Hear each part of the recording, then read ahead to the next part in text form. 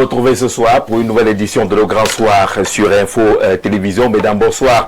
Monsieur, bonsoir. On salue tous les internautes, on salue ceux qui nous suivent et également à travers le monde qui sont connectés sur le canal 6 du bouquet Canal Sat, également le 508.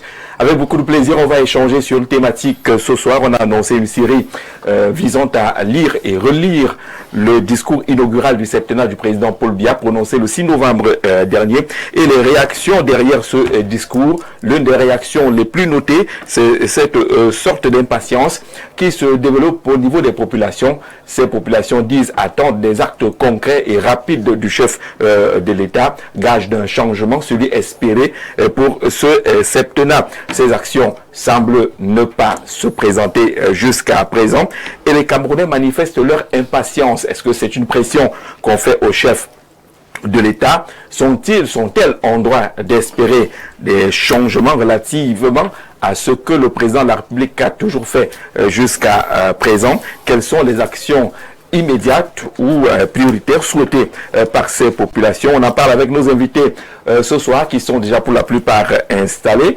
Accueillons Anissé Noah, c'est un enseignant, c'est un membre de la société civile. Il est déjà passé plusieurs fois sur nos différents plateaux. Anissé, bonsoir et bienvenue. Bonsoir Jean-Jacques, bonsoir à mes co-discutants, bonsoir aux milliers d'utilisateurs et internautes qui nous font le plaisir et l'honneur de nous regarder ce soir. C'est une nouvelle saison après l'élection présidentielle, mais on aura noté pendant cette élection présidentielle un fort intérêt, une forte fréquentation des réseaux sociaux par les Camerounais. C'est l'un des faits marquants de cette élection. Les réseaux sociaux ont été très présents. Oui, les réseaux sociaux ont été très présents. Vous savez, nous sommes à l'ère du numérique, donc toute communication qui se fait dans les espaces conventionnels tels que la télévision, la radio, peut aussi se faire sur les réseaux sociaux. Et vous avez sans doute remarqué que le Cameroun a une forte présence sur les réseaux sociaux. Quand je l'ai dit, je veux parler de Facebook, de Meta, de Instagram et autres. Donc, lorsqu'on fait une communication et qu'on ne pense pas à cet aspect des réseaux sociaux, je crois que on se tire une balle sur le pied. Maintenant, la forte présence sur les réseaux sociaux, il faut quand même dire que cette élection a cristallisé les attentions et il était légitime que les uns et les autres prennent la parole, que ce soit ceux qui n'ont pas souvent l'occasion, comme nous, de venir à la télévision dire ce qu'on a envie de dire, de s'exprimer sur les réseaux sociaux. Et vous avez vu que l'impact a été au-delà même de ce qu'on attendait. Et à un certain moment, il a fallu que Facebook soit interrompu à un certain moment sur l'espace camerounais pour permettre à ce que ce qui est dit soit filtré par les uns et les autres, parce que on allait avoir sur cet impact-là, est-ce qu'on n'a pas eu l'impression à un moment donné, vous le disiez déjà, je vous ai coupé malheureusement, qu'on a l'impression que tout allait pratiquement à volo, ce n'était plus contrôlable. Oui, tout allait à volo. Vous savez, dans un État, il faut avoir le contrôle, il faut avoir la manette. Lorsqu'il y a des dérives, il faut savoir les encadrer. Et nous avons appelé toujours à la conscientisation des uns et des autres. Nous sommes dans un pays de liberté, mais il faut savoir que notre liberté s'arrête là où celle de l'autre commence. Et lorsqu'on a intégré cela, il faut donc comprendre qu'on n'est pas permis de tout dire, parce que vous allez vous rendre compte qu'il y a un certain nombre, je ne sais pas moi, de lanceurs d'alerte qui se permettent de tout dire aujourd'hui sans toutefois vérifier l'information. Moi, je dis toujours que dans une autre vie, j'ai été formé à votre école, parce que je suis passé par Canal 2, et vous nous avez appris que lorsqu'on diffuse une information, il faut d'abord la vérifier. Est-ce que l'information qu'on a envie de diffuser, est-ce qu'elle est crédible, est-ce qu'elle est vérifiée et vérifiable? Une fois que tous ces préalables ont été vérifiés, je crois que l'information qu'on donne, on n'a pas peur de la donner. Mais à partir du moment où on se lève un matin ou alors on est assis dans sa chambre, on commence à dire des choses qui ne peuvent pas être vérifiées. Parce qu'il faut même en même temps demander pour quel effet. Vous avez peut-être vérifié l'information, elle existe, elle est réelle, mais il faut aller au-delà. Bien évidemment. Quel peut être l'effet de cette information? Voilà. Si vous proposez aux gens ce qu'on a vu, par exemple, dire que les soldats ont reculé devant des jeunes désarmés, où les soldats ont pris la fuite, quand vous diffusez un élément comme ça, les soldats se sont peut-être repliés, mais vous la diffusez, elle peut avoir une série de conséquences. Bien le jeune peut évidemment. penser qu'il est subitement devenu très fort. Bien Bon, évidemment. il peut aller face à une armée. Le jeune peut penser que désormais tout est permis, qu'il n'y a plus d'encadrement. Le loupard qui est caché dans l'ombre et apprend que l'armée camerounaise défile devant les gens des armées peut dire que cette armée-là qu'on présente comme professionnelle ne vaut donc rien. Bien Le évidemment. terroriste également va se dire que bon, il est temps pour moi d'attaquer. Donc il faut toujours également se poser cette question et interroger sa responsabilité sociale. Bien évidemment, il faut toujours se poser des questions et il faut même aller au-delà parce que vous avez parlé du temps de l'armée tout à l'heure. Moi, c'est un combat que je mène à dire aux gens que nous avons une armée républicaine. Nous avons une armée qui respecte les canons lorsqu'elle est en face d'une situation. Donc dire que l'armée a reculé devant, c'est vrai que nous avons aujourd'hui le concept armée et nation. C'est-à-dire lorsqu'il y a une manifestation comme celle-là, il peut y avoir des dérives, certes, mais l'armée est là pour essayer de canaliser les uns les autres. On peut regretter, c'est-à-dire les morts qui s'en sont suivis lors des différentes marches et des différentes manifestations. Mais il faut dire que l'armée est restée républicaine et l'armée il n'y a pas eu de débordement, bien qu'on peut avoir des dérives. Ça peut arriver dans toutes les armées du monde. Donc, je les crois réseaux que... sociaux ont été là. Vous l'avez noté certainement le temps de présenter Samuel Jean-Pierre Zondongo. Samuel Jean-Pierre Zondongo, tout ça c'est pour vous seul. Hein. Vous êtes sociologue, membre également de la société civile. Bonsoir et bienvenue. Bonsoir Jean-Jacques, bonsoir à tous les panélistes, bonsoir à tous les spectateurs et internautes qui nous écoutent. Et bonsoir à toutes les populations de l'arrondissement de Niété.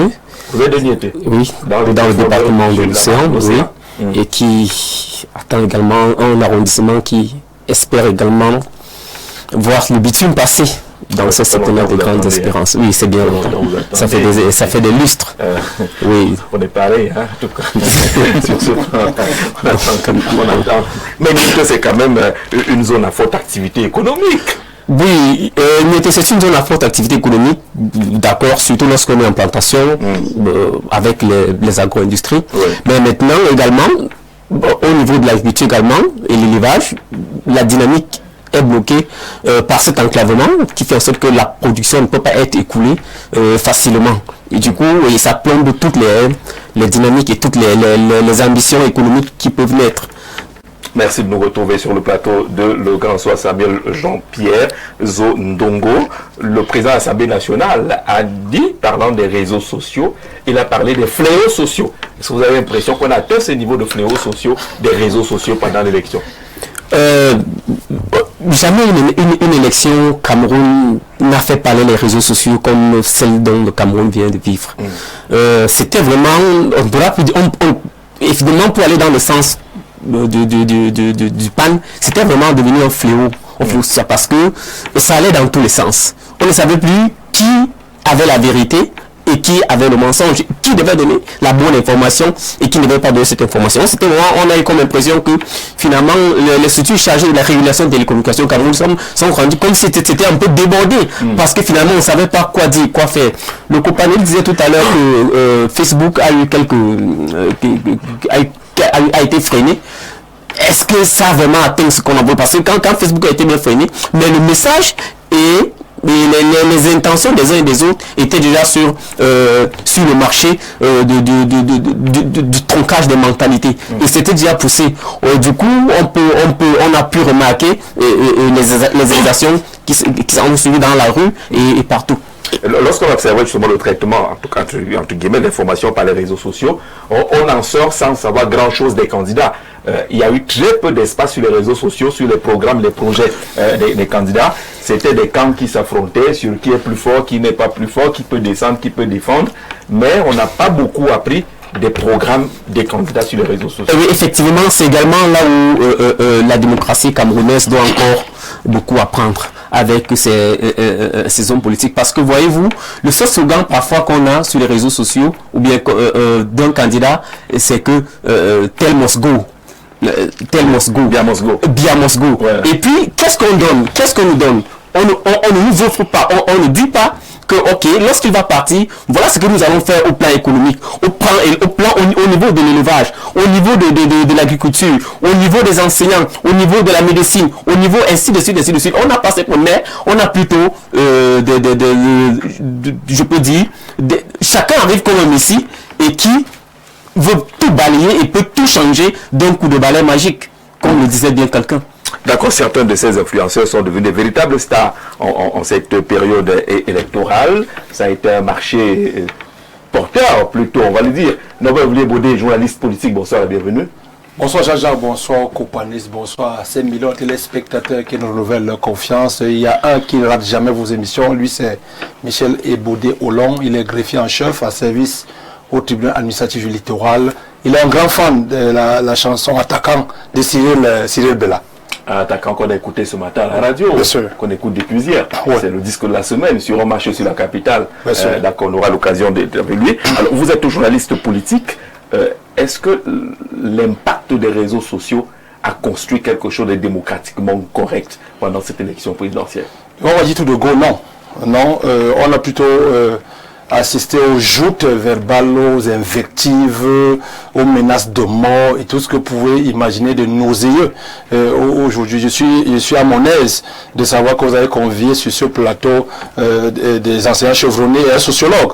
Vous savez que nous sommes très proches de la sociologie parce que notre frère aîné également est sociologue à l'université de Yaoundé 1. Donc on est fiers d'avoir M. Ndongo sur ce plateau. Et ce fléau doit être traité parce qu'il faut, comme disait Émile Durkheim, il faut traiter les faits sociaux comme des choses. Donc Facebook n'a pas beaucoup aidé pendant cette campagne. Et j'ai été content le jour de, je crois, de la prestation, non, la proclamation des résultats. Il y a eu des bugs là. Les messages n'allaient pratiquement pas, du moins la période allant de la proclamation. Ça a été un bug utile. Oui, ça a été un bug utile parce qu'à un moment donné, on suffoquait même. Je crois que j'ai lu dans un de vos statuts que pour dormir, il faut éviter d'aller sur Facebook. Ouais. Parce que pour ceux de nos concitoyens qui sont cardiaques, il vaut mieux, il fallait mieux à cette période ne pas visiter Facebook, Instagram et du moins les plateformes numériques. Et plus d'une fois, on a interpellé quand même les institutions comme l'antique, puisque parce qu'ailleurs, comparaison n'est pas raison. En Côte d'Ivoire, par exemple, il y a des instances de régulation là-bas où il est question de ne plus dire tout et n'importe quoi, puisque vous voyez même qu'aujourd'hui, des camps sont formés. Qui insulte le plus, qui a le plus d'informations, qui donne la bonne information, ça allait dans tous les sens. Qui revendique les médailles. Oui, bien sûr, bien sûr. Je crois que le ministre du Travail et de la Sécurité sociale doit augmenter son nombre de médaillés pour le 20 mai prochain. Parce que beaucoup réclament les décorations. Il saura qui va avoir la médaille de vermeil, l'or et que sais-je encore.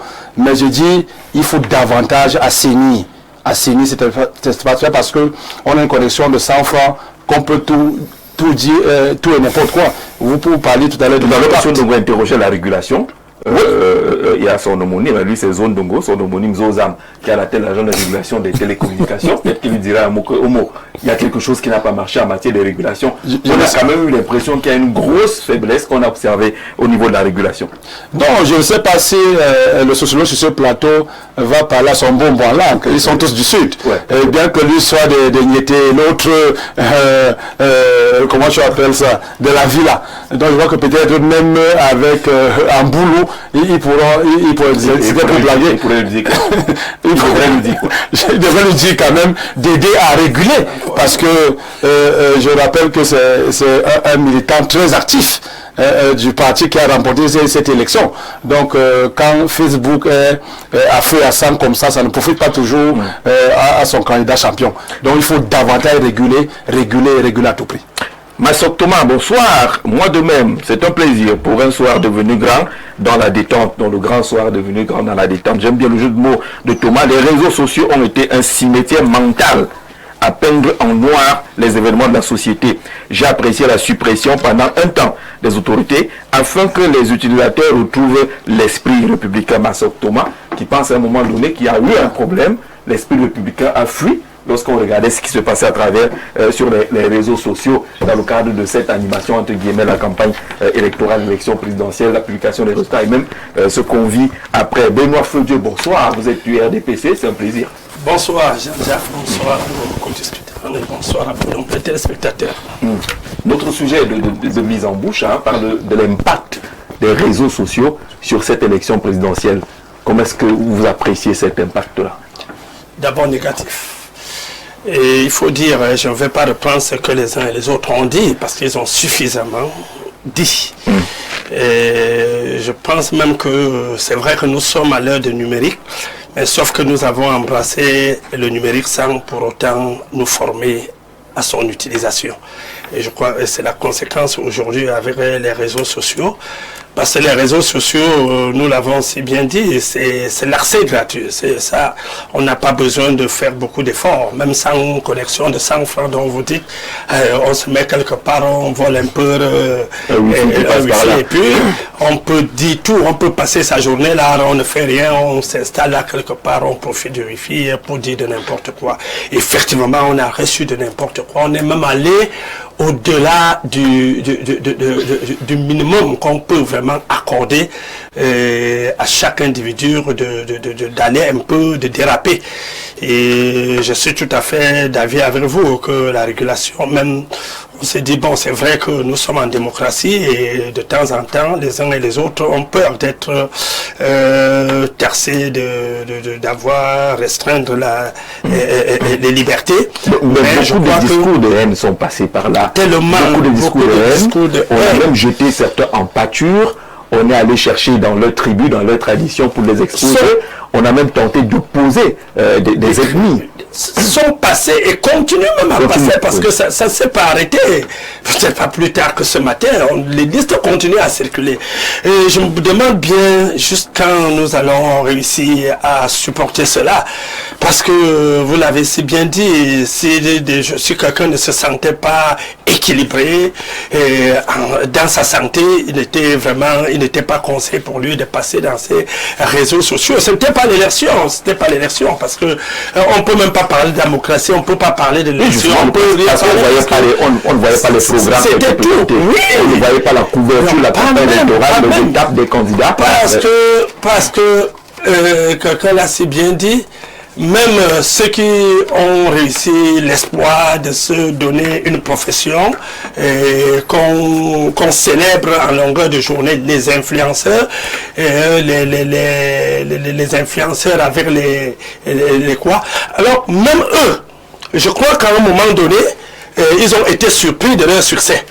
Et ils ne s'attendaient pas vraiment, ils ne s'attendaient pas vraiment, ils ont été surpris de leur succès. Et quel succès, comme je le dis, il y a des bons succès, il y a des mauvais succès, de succès négatifs, de succès qui peuvent aller à faire exploser tout un pays. Parce qu'à un moment donné, nous avons parlé des programmes politiques. Quel programme? Non. Il suffisait d'alimenter, de dire aux gens le changement. C'est-à-dire le projet, c'est le changement. C'est-à-dire à un moment donné, on arrive à faire comprendre tout simplement que ce changement, c'est la brutalité, c'est de rejeter tout ce qui existe devant vous. Rejeter en opposant les tribus, en opposant des politiciens, en opposant même ceux qui, pendant des années, n'avaient jamais eu de problèmes. Nous avons connu cela, c'est allé un peu trop, et ça continue à aller, et jusqu'où on va arriver avec ça, puisque ceux qui alimentent, n'est-ce pas, tout cela, alors, tout compte nous dit qu'ils ne sont même pas sur le territoire camerounais, qu'il n'y a pas moyen de pouvoir supprimer leur compte, il n'y a pas moyen de pouvoir mettre la main sur eux. Ils ne sont peut-être pas sur le territoire camerounais, mais on interroge quand même leur capacité, leur force de pénétration, même dans les arcanes du pouvoir. Même ils ont des documents censés être confidentiels. On découvre certaines choses à partir de ces gens-là. Ça sort des gens qui sont aux affaires, qui gouvernent, qui gèrent, qui leur proposent, qui étaient leurs amis hier. On le sait, vous savez que tous ces gens-là, je suis parfaitement d'accord avec vous. Je suis parfaitement d'accord avec vous. Vous n'allez pas me dire que X ou Y, parce que moi, je n'aime pas trop prononcer ces noms-là. Hein. Ces fameux lanceurs d'alerte, devenir les lanceurs de mensonges et tout ça. Je n'aime pas trop. Vous n'allez pas. Ils ne viennent pas prendre les informations ici. Ça veut dire que dans tous les cas, ces mêmes gens sont ici quelque part. Et je pense que c'est une manière pour vous d'interpeller encore nos services. Et quand vous avez du jour au lendemain la liste des policiers qui auraient fait ça, les documents qui ne sont pas je dis, c'est là que nous pensons que nos services de renseignement ont encore beaucoup de travail. Et sont déjà très efficaces. Nous connaissons qu'ils prennent du temps pour rendre leur copie, mais il leur faut encore beaucoup de travail. pour détecter, n'est-ce pas, ces réseaux-là qui existent parmi nous. Ces réseaux-là sont là et ce sont ces réseaux-là qui transmettent ces informations qui sont diffusées à partir de notre cours parce que à partir de là, il y a moins de censure. D'ailleurs, il n'y a même pas, on sait qu'il n'y a pas de censure dans les réseaux sociaux. Vous avez parlé des perturbations que Facebook a eues. Non, moi, je dis, c'est rien. Ça, les perturbations sont venues à quel moment? Quand on a déjà tout jeté dehors. Et puis, à peine que les perturbations sont venues, et immédiatement, les gens avaient déjà eu le réseau de fonctionnement. Donc, ça n'a rien changé. Vous voyez, aujourd'hui, on vous dit que quelqu'un n'est pas sur le territoire, il est à tel endroit, mais c'est-à-dire, on le reçoit, les gens essaient de faire amplifier. Mais je dis, l'adhésion que certaines ont eue, pour ne pas dire la majorité des Camerounais a eu, je pense que cela relève aussi de l'ennui.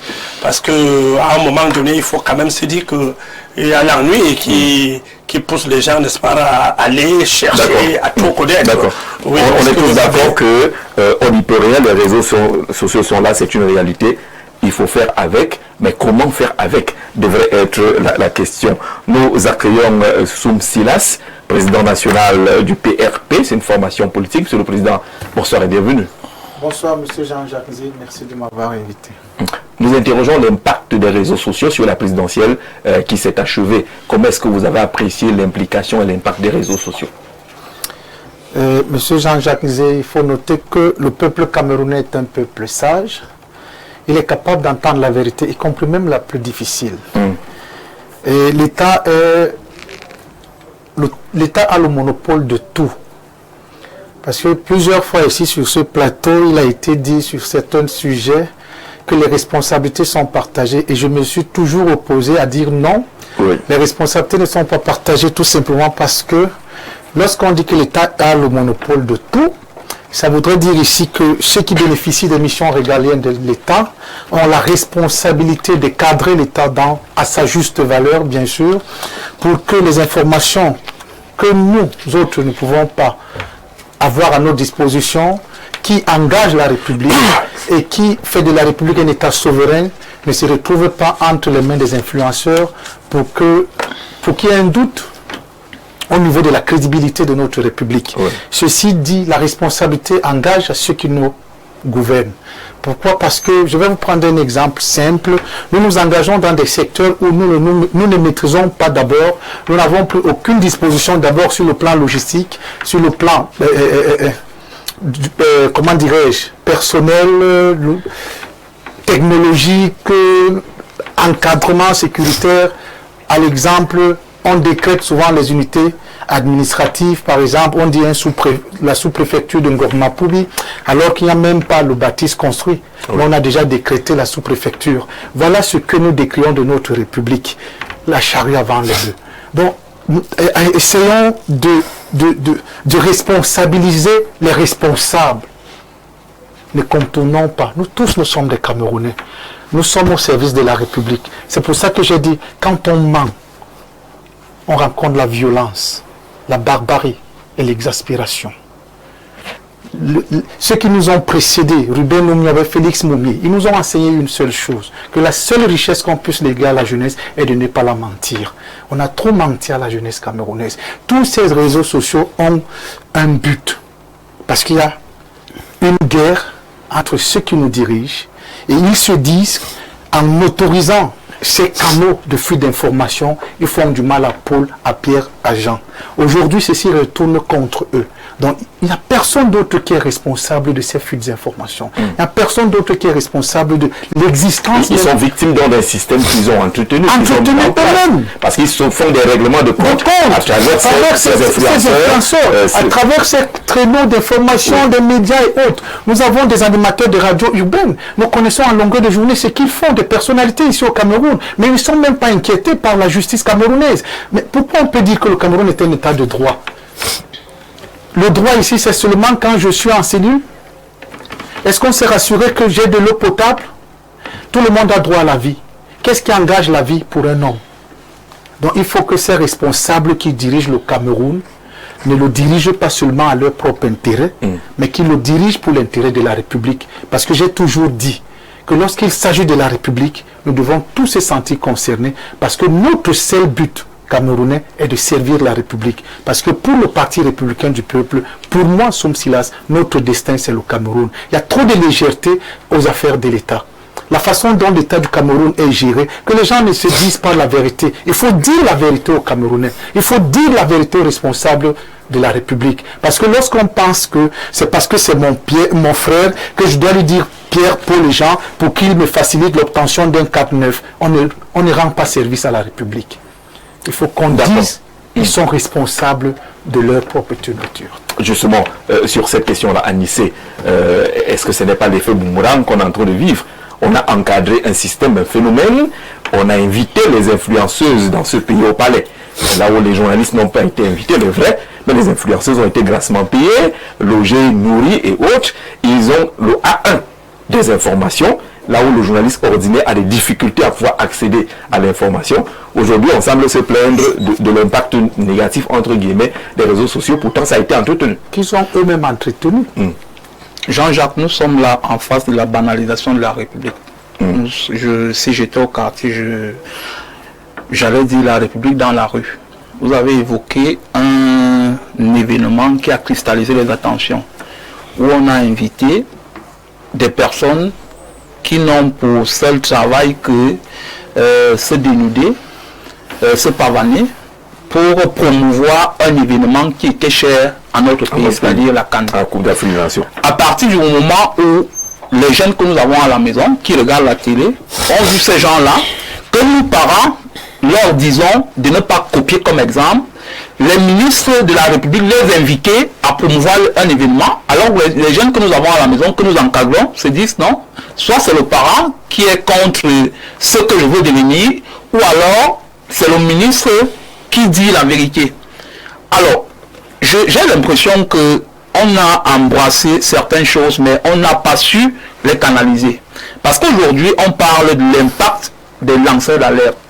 Mais est-ce qu'on a su canaliser cet impact-là? Parce que quelqu'un a évoqué tout à l'heure, c'est pas moi, une personnalité de la République qui, pour régler les comptes à son vis-à-vis, décide de porter des éléments de la République, c'est-à-dire les documents qui normalement devraient être confidentiels, et les remettre à quelqu'un qui ne sait pas s'en servir, sinon les balancer sur les réseaux sociaux. Moi, je crois qu'on n'a pas su canaliser ce phénomène de lancer l'alerte là. Et aujourd'hui, cela nous retourne sur la figure. Et on ne peut pas s'en prendre qu'à nous-mêmes. C'est-à-dire, ceux qui ont fait ce travail-là ne peuvent s'en prendre qu'à eux-mêmes. Donc aujourd'hui, il est temps qu'on revienne à l'orthodoxie. Lorsqu'on dit qu'un document est confidentiel, il faut qu'il en soit ainsi. Ça veut dire que si ce document-là passe entre mes mains, si ce document-là passe entre vos mains, il faut que nous prenions la pleine responsabilité et de se dire, ce document ne doit pas fuiter par ma faute. C'est la raison pour laquelle aujourd'hui, il faut donc que nous retournions aux valeurs civiques. Et on ne sanctionne pas, on a pourtant l'antique, qui a toute une intelligence capable de repérer là où le document est parti, à quel niveau il y a eu la fuite, mais on n'entend pas parler des sanctions. Mais nous sommes là en face de la tolérance administrative. Parce que, imaginez en cet instant que l'antique, c'est le mal que je vous souhaite le plus, imaginez en cet instant que vous soyez ministre et que vous décidiez d'envoyer un document à, je sais pas moi, un lanceur d'alerte, et que l'antique est au courant que c'est M. Jean-Jacques Zé, ministre de quel domaine, qui a envoyé ce document-là. Peut-être vous êtes l'ami du directeur général de l'antique, il ne va pas vous sanctionner. C'est dans cette dérive-là que nous sommes. La République du copinage. La République du copinage, justement. La République dans la rue, comme je le disais tout à l'heure. Il faut que nous retournions aux valeurs civiques et morales si nous voulons construire une République exemplaire. Et cela passe par vous, cela passe par moi, cela passe par X ou bien par Y. Il faut que chacun ait le temps de s'interroger sur le travail qui lui est donné. Est-ce qu'il le fait normalement? Est-ce qu'il ne le fait pas pour nuire à X ou à Y? Est-ce qu'il va en bonne ligne avec le code déontologique de son métier? C'est la raison pour laquelle il faut interroger les masses des uns et des autres. Jean-Pierre, le sociologue, il a parlé de la République qui est dans la rue. La République est devenue une République. La République exemplaire souhaitée par ceux qui sont aux affaires aujourd'hui est en train de s'éloigner. C'est toute la société qui en souffre aujourd'hui. Oui, c'est toute la société qui en souffre parce que ça a été un construit du système qui pour rester longtemps également, a permis certaines tolérances et certaines au nom de la tolérance administrative. Du coup, on a devenu mode de gouvernance. Oui, c'était devenu oui. On a complètement, comme le disait, on a complètement normalisé l'écart. On a complètement normalisé l'écart. Alors, et tout autour du prince, chacun avait devait danser, devait faire le meilleur ballet possible pour plaire au prince. Et lorsque vous avez fait le meilleur ballet, vous avez fait vous avez mieux presté que moi, qu'est-ce que je fais? Je trouve des voies et moyens pour vous écarter, pour que la prochaine fois, vous soyez invité à la danse. Du coup, qu'est-ce que je vais faire? Les influenceurs, quelle est l'image qu'on a donnée? Lorsqu'on a pris pourquoi est-ce qu'on n'a pas donné un Cameroun différent, très beau, très bien peint, et que ces influenceurs pouvaient utiliser comme pour être des ambassadeurs du Cameroun sur les réseaux sociaux? Mais on a plutôt utilisé, je peux dire quoi, une république. On a plutôt utilisé les institutions et les hommes qui sont censés incarner ces institutions pour montrer effectivement le mal de la gestion de cette république. C'est ça qui n'a fait que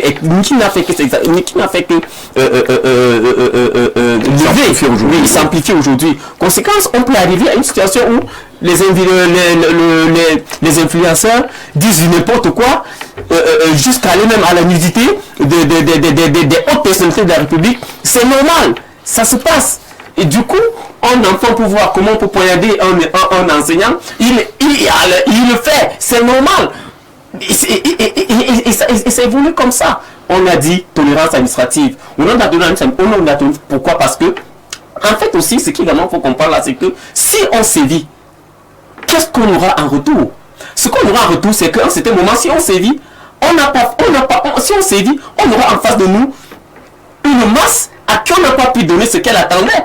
Donc, du coup, pour endormir ces masses, pour l'imbéciliser davantage et continuer dans notre façon de gouverner, alors servons là ce caviar de la déviance, et puis pendant ce temps, nous goudronnons notre bitume et consolidons notre longévité. On va sortir de ce thème de mise en bouche Norbert Olivier et Baudet. Réseaux sociaux, fléaux sociaux, constat du président de l'Assemblée nationale. Justement, c'est pourquoi il faut que les médecins de la société, que sont les sociologues, prennent la question à bras le corps pour davantage déconstruire, se construire. Parce que Jean-Jacques, on peut verser dans les jérémiades sur ce plateau, mais il y a aussi qu'aujourd'hui, quand vous n'avez même pas l'argent dans votre famille, vous êtes le cadeau, même si vous êtes l'aîné. Puisque ces gens qui sont devenus influenceurs, c'est pas dans quelle école ils sont formés. J'ai les enseignants sur ce plateau, peut-être ils me diront tout à l'heure où ces gens sont formés, puisqu'ils passent de l'argent. C'est eux qui nous brandissent les beaux véhicules. Vous qui êtes un piéton moraliste, même dans votre famille, vous êtes mis en minorité. On ne mange pas ça. On ne mange pas ça parce que c'est lui qui peut retarder l'enterrement, c'est lui qui peut retarder le don de famille, et ainsi de suite. Ça fait donc que de plus en plus les contre-valeurs sont célébrées. C'est-à-dire que vous, même nous qui sommes sur ce plateau-là, nous sommes en train d'être décorés des jeux en ce moment qui racontent même quoi. Les haineux. Oui, vous êtes haineux parce que vous ne pouvez pas. Justement, donc vous avez tous les noms. Il y en a qui peuvent vous dessiner, vous mettre le rouge à lèvres, vous mettre les boucles d'oreilles, et ainsi de suite. Mais tant que ça profite aux gouvernants, on ne décrit pas. Mais dès que ça grippe un peu leurs intérêts, tu vois, et on appelle donc les hommes des médias et on leur rappelle qu'ils ont le 4e pouvoir. Mais ils ont quelle arme? Ils sont mis en débat, Jean-Jacques. Mais on leur demande de venir jouer le rôle des médecins urgentistes. Quand on est déjà, le patient est déjà à l'article de la mort. Non, même les sociologues qui étaient sur le plateau, est-ce qu'ils ont les coudées franches? Et quand le docteur Ndongova dit à un jeune qui se dénude, qui a une page monétisée, qui a beaucoup de vues, que non, vraiment, c'est pas la bonne voie, il faut se former, apprendre un métier, on va dire que non, pauvre enseignant, tu peux me dire quoi? Moi, j'ai des contrats publicitaires à millions, je voyage dans les cadres coins du monde, je dors dans les plus beaux palaces, je roule dans les ranges, je retiens. Sans publicité, c'est la marque de véhicule la plus prisée en ce moment. Donc, monsieur Nouroka a peut-être garé sa tête de cochon, ne peut rien dire, même en famille. Ce sont ses parents qui vont lui rappeler que vraiment, laisse-moi avec ton long crayon là. quand il y a réunion aussi, tu contribues une chute véritable des valeurs qu'on observe chez nous, Benoît Fédio, on sort plus que nos yeux pour pleurer, Jean-Jacques. On sort de cela. C'est quand même une question d'encadrement. Tout n'est pas mauvais. Oui. Les réseaux sociaux, tout n'est pas mauvais. Évidemment, c'est dans ce sens que je voulais... Qu'est-ce qu'on influence? Qu'est-ce qu'on doit influencer? Comment influencer? C'est quoi même l'influencer en fait? Non, moi je crois que notre problème, comme je l'ai dit d'entrée de jeu ici, c'est que nous avons reçu des instruments sans nous former à les utiliser. Nous sommes dans l'évolution, c'est l'heure de la modernisation et nous ne saurons rester en autarcie. Donc, quel que soit le cas, nous devons embrasser ces voies de communication, d'échange-là. Mais seulement, la régulation, comme je l'ai dit tantôt, devrait être un peu plus sévère pour essayer d'amener progressivement à ce que nous puissions nous retrouver. On ne peut pas s'en passer de ça aujourd'hui. Bon, il est vrai, il y a des pays bien développés qui ont réussi à réduire. En Chine, comme ça, il n'y a pas Facebook. Mais ce sont des pays les plus industrialisés. Bon, mais chez nous, on n'a pas connu autre chose avant.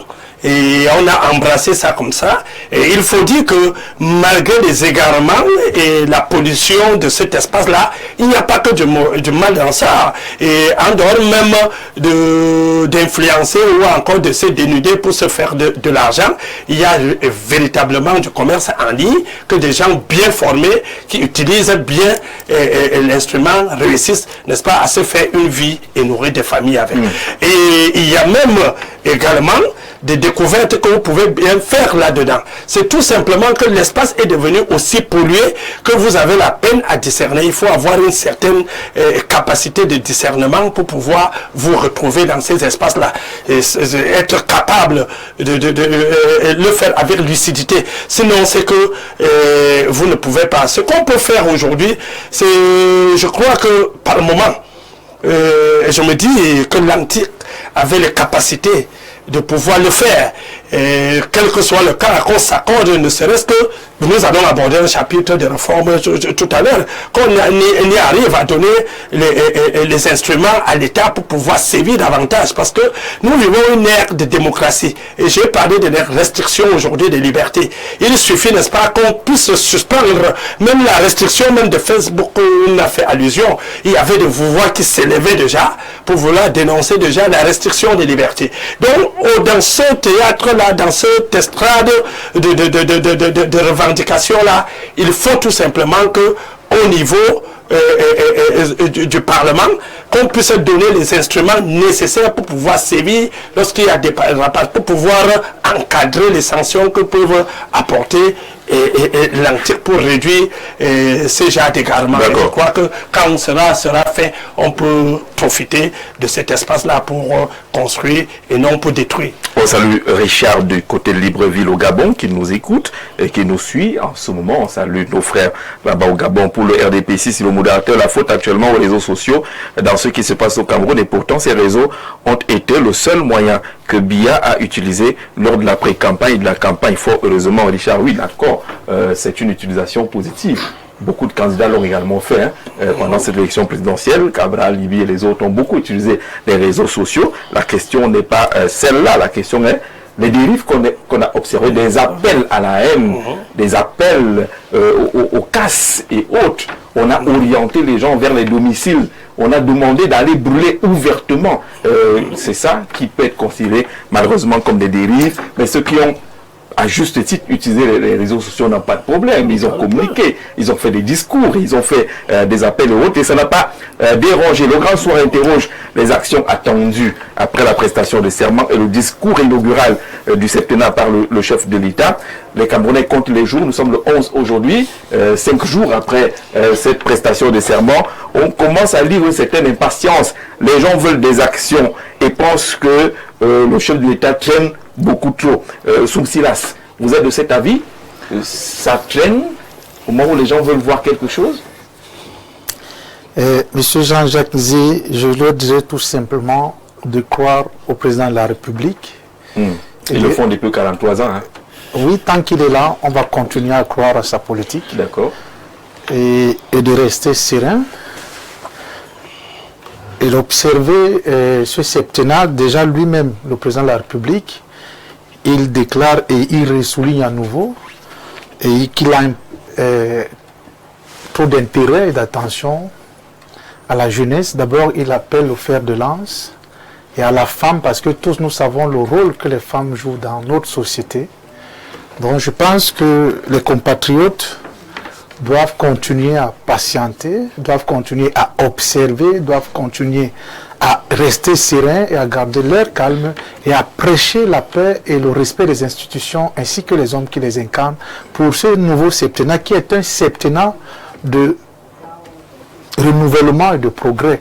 Parce que le président de la République, quand il dit, il oriente ce septennat sur la femme et la jeunesse, ça veut dire que c'est un septennat de renouvellement et de progrès. Qui dit femme dit progrès, qui dit jeune dit renouvellement. Donc, mes chers compatriotes, restons sereins. Ne soyez pas pressés. Ne soyez pas pressés. Non, c'est pas. Hein? On ne peut pas lire. À la lecture du discours du chef de l'État, on a eu l'impression que ce sera différent. Les actes sont déjà là pour ceux qui suivent l'actualité. Je pense qu'à l'heure où je vous parle là, le ministre des Enseignements supérieurs. Une réunion sur les écoles d'enseignement. Voilà. C'est ça. Voilà. Ça fait partie. Cela a quel impact sur la vie des Camerounais? Non, écoutez, monsieur, cela fait partie de l'implémentation des très hautes instructions de son Excellence, M. Paul Biya, le président réélu. D'abord, il faut noter que le Cameroun a un nouveau président de la République, dont il va, selon la volonté de ceux qui l'ont réélu, c'est ceux qui l'ont réélu qui disent que mais on a tous les partis sur le même schéma. Il a confié cette responsabilité à une certaine catégorie de personnes. Aujourd'hui, je vous dis, le ministre des Enseignements supérieurs tient une réunion avec les recteurs. Ça fait 20 ans, il est là. Non, mais écoutez, c'est pas le ministre de l'Enseignement supérieur qu'on parle. On parle de l'implémentation des instructions, des très hautes instructions, bien sûr, du président de la République, que le ministre est un ouvrier habile et qui est au service du président de la République et au service de la République. Il fait ce que lui demande son patron. Aujourd'hui, il est en train d'implémenter la volonté du chef de l'État pour que cela ait un impact dans la vie des Camerounais et l'amélioration du panier de la ménagère. Donc, je demande à des compatriotes, au sortir de cette réunion, et je pense que le rapport sera soumis à qui de droit, et les résolutions seront prises. D'accord, on va donc relancer les écoles doctorales. Le ministre de l'Enseignement supérieur a appelé tous les collaborateurs, recteurs, vice-chancellors et tout pour une réunion relative. Et Soum Silas pense que c'est le premier signe de ce que les choses vont bouger. Sauf que je reviens à la question, Anissé. Il y a une certaine impatience qui se lie. On a l'impression que ce septennat est particulier pour le président Biya et qu'on ne veut pas lui donner le temps qu'on a eu l'habitude de lui donner.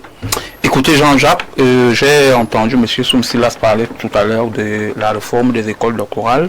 Il faut dire que ce n'est pas ce que les Camerounais attendent de M. Biya qui a été élu. Parce que ceux qui font le doctorat, c'est une petite minorité des Camerounais. Et c'est-à-dire rouvrir les écoles doctorales ne devrait pas être un événement en soi. Parce que si nous sommes dans un système LMD, licence, master, doctorat, il va de soi qu'après le master, qu'on aille en doctorat. On peut comprendre que, c'est-à-dire les formations doctorales ont été suspendues parce qu'il fallait faire un certain nombre de réformes, mais relancer ces formations doctorales-là n'est pas, c'est pas moi, une solution pour les Camerounais qui tirent le diable par la queue jusqu'ici. Vous avez dit tout à l'heure que c'est un mandat dont les Camerounais ne veulent pas donner assez de temps par rapport à l'observation. On va aller droit au but. Puisque lui-même a évoqué les frustrations et les problèmes des Camerounais, on a eu l'impression qu'il les maîtrisait. Il faut aller droit au but. Bien sûr, le président de la République maîtrise les problèmes des Camerounais parce que dire qu'il ne les maîtrise pas serait être de mauvaise foi. Parce qu'après 43 ans, je crois qu'il connaît mieux les Camerounais que quiconque. Maintenant, est-ce que parce qu'il les maîtrise, il les résout vraiment? Je crois que non, parce que, voyez-vous, aujourd'hui, nous sommes dans une ère où les Camerounais tirent beaucoup plus le diable par la queue. C'est-à-dire le pouvoir d'achat. Est-ce que le Camerounais a véritablement le pouvoir d'achat lui permettant de vivre décemment dans son propre pays? Je crois que non, parce que, voyez-vous, la vie chère est devenue, c'est-à-dire monnaie courante aujourd'hui. Lorsqu'on parle de la vie chère, moi je suivais un journal dans une chaîne concert à la vôtre, où on disait que le sac d'oignons sur le marché atteint la somme de 200 000 pratiquement. Vous voyez que, c'est-à-dire les produits de base comme ceux-là, aujourd'hui se retrouvent à être vendus à une hausse de prix. Cela a été motivé par le fait que d'abord il y a eu, c'est-à-dire des manifestations post-électorales. Ensuite, il y avait également, avant même cette élection-là, il y avait déjà le niveau de vie, c'est-à-dire la vie chère qui était déjà décriée par des Camerounais. Donc, aujourd'hui, le président de la République ayant été réélu, il est de bon ton qui passe à certaines réformes qui puissent permettre aux Camerounais de vivre décemment. Moi, je pense là directement à augmenter le pouvoir d'achat des Camerounais, par exemple, ceux qui sont fonctionnaires, parce que c'est le levier par lequel... Bien évidemment, c'est le levier par lequel le gouvernement peut amorcer pour désamorcer, permettez-moi l'expression, cette vie chère-là. Parce que lorsque vous allez relever le pouvoir d'achat des Camerounais en augmentant par exemple les salaires, cela va permettre que même s'il y a certaines variables, même s'il y a certaines variantes et certaines variables que vous ne pouvez pas contrôler, qui nous sont extérieures, si le Camerounais peut se payer cela avec l'argent qu'il reçoit à la fin du mois, je crois que cela sera un peu résorbé. Maintenant, on est d'accord que l'État camerounais ne peut pas absolument recruter tout le monde parce que le problème de l'emploi, il est aussi inhérent. Le problème de l'emploi, il est aussi palpable aujourd'hui. C'est la raison pour laquelle je dis, on est d'accord que le gouvernement ne peut pas, l'État ne peut pas recruter tout le monde. Mais il faut permettre au patronat de travailler de manière décente. Et vous savez que le patronat a toujours décrié la fiscalité actuelle. Donc, il faut faire des réformes sur ce plan-là, sur le plan de la fiscalité pour permettre aux entreprises... On va pas faire du jour au lendemain. Oui, bien évidemment. Ça fait seulement 5 jours, il a prêté serment. Pourquoi on a l'impression qu'on veut lui mettre une pression particulière? Non, il était là avant. C'est pas un nouveau président. Ah, d'accord. C'est pas un nouveau président. Donc, le président de la République était là avant. Et je crois que le patronat camerounais a toujours posé ce problème de la fiscalité-là. C'est vrai qu'aujourd'hui, ce qu'il faut dire aux Camerounais, c'est que l'économie camerounaise repose sur 5 piliers. C'est-à-dire les produits douaniers, les produits fiscaux, les produits du sol et du sous-sol, l'emploi et aussi les aides. Maintenant, vous allez vous rendre compte que sur le tissu économique, vous allez vous rendre compte que ce qui produit beaucoup plus l'argent, ce sont les recettes douanières et les recettes fiscales. Mais on ne peut pas toujours compter sur les recettes douanières et les recettes fiscales en minorant les autres niches, les autres niches qui puissent renflouer l'économie. Que faisons-nous des produits du sol et du sous-sol? Est-ce que nous ne pouvons pas optimiser sur ce levier-là en essayant de minimiser les recettes fiscales pour permettre aux uns et aux autres de mieux se mouvoir? Quand je parle des uns aux autres, ce sont les acteurs du patronat qui n'attendent que cela pour du moins recruter les Camerounais qui sont aux portes de l'emploi. Et je crois que au-delà de cela, pour que le patronat puisse bien se mouvoir, il faut également que l'offre énergétique soit meilleure. D'accord, on va arriver à ces secteurs-là sur lesquels le président pourrait jouer, les leviers qu'il pourrait actionner pour que les choses soient. Est-ce que ça va réduire l'impatience qui se lie aujourd'hui? Monsieur Chougem, vous salue, vous êtes syndicaliste et enseignant. Bonsoir Jean-Jacques. Les Camerounais resteront impatients comme ils l'ont été pendant 43 ans. Il n'y a rien à attendre avec Monsieur Biya, dit-il dans ce message-là. Est-ce que c'est pas ce qu'il faut craindre? Que plus on ne voit pas d'éléments nouveaux, les gens commencent à penser qu'on risque de prendre les mêmes méthodes, alors qu'on a vu qu'il y a un message qui a été passé pendant des élections. Le score du président Biya est un message qui mérite d'être pris en compte. Voilà. Oui, merci Jean-Jacques pour cette relance. Je vais te dire que 53,66%, le résultat du président réélu au terme de cette élection présidentielle est assez, pour celui qui maîtrise le Cameroun, pour celui qui maîtrise son pays depuis 43 ans, est assez interpellateur. Et au lendemain de ce discours, les impatiences doivent monter. Puisque lorsque, en tant que président, candidat à votre propre succession, lorsque vous engagez à entamer un autre septennat, ce n'est pas après la prestation de serment que vous allez commencer à réfléchir sur les actions à poser. D'ailleurs, au soir de cette élection, la rue a parlé. La rue lui a dit effectivement, à partir de là, de ce score de 53,66%, il est bien entouré. Alors il peut comprendre ce qui vient du bas-fond de son pays. Il peut comprendre ce qui vient de son pays. Maintenant, les impatiences des Camerounais, avec raison, on peut le dire, parce que moi-même j'ai attendu, on a entendu pendant toute long de cette élection changement. Ben maintenant, on voudrait voir comment ce concept qui est longtemps passé, comment lui il se l'approprie. Mais on a comme l'impression que l'intersection du fait qu'on est dans cette même rhétorique, on est dans cette même rhétorique politique que le RDPC nous a habitués. On est dans cette même rhétorique. C'est pas la première fois que le président va parler de la jeunesse, de la femme et des emplois, des emplois des jeunes. Il le fait chaque 10 février. Mais on a toujours les mêmes problèmes. Mais on s'en va toujours dans cette logique qui est toujours camerounaise, le temps du président. Le temps du président qui peut durer toute une minute. Mais minute. Satiroma nous rappelait souvent que le temps du président n'est pas le temps du journaliste. Le temps du président. Pas le temps de la population. Oui. Mais le temps du président, sauf que les besoins de la population sont urgents. Et les besoins de la population sont là. On attend voir un président qui, après la passation de ses mains, frappe des points forts sur la table, prend des mesures, des décisions de changement qui montrent effectivement que le septenant dont j'ai pris là, lorsqu'il il a évoqué, il a appelé les Camerounais à le retrouver pour qu'ils ensemble évoluent. Mais les Camerounais sont avec lui depuis. C'est lui tout contraire qui a lâché les Camerounais. Il faut qu'on le comprenne. Joignez-vous à moi. Oui, lorsqu'on se joint à lui, sauf là, on en est là aujourd'hui. On en est là. Qu'est-ce qu'on attend? On attend quoi? Le Camerounais, jusqu'à aujourd'hui, attendait voir quelqu'un, par exemple, un président qui arrive, qui comprend ce message qui est passé dans la rue et qui dit ok, je vais bouger les lignes, je vais bousculer comme ça, et pourquoi non? Parce que cette jeunesse là, on aimerait également voir cette jeunesse dans sa machine gouvernementale, et cette femme dans la machine gouvernementale. C'est à ce moment que les populations, l'impatience peut commencer à monter, et les rêves vont encore commencer à se dire de toute façon c'est du réchauffé, c'est déjà entendu, et on s'en va toujours vers le haut là comme d'habitude. Bonsoir le plateau, franchement, 3 points d'exclamation. Au nom de qui et de quoi le ministre de l'Enseignement supérieur cherche à implémenter les orientations du chef du président Diamélé, le ministre, non? Au nom de qui encore? Est-il dans la confidence? Et sait-il déjà qu'il sera reconduit, surtout garder le même poste? Richard de Libreville, lui, ne comprend pas. En tout cas, il se demande à quel titre les actions ont commencé à être menées par le ministre de l'Enseignement supérieur. Est-ce qu'il sait déjà qu'il va encore rester là?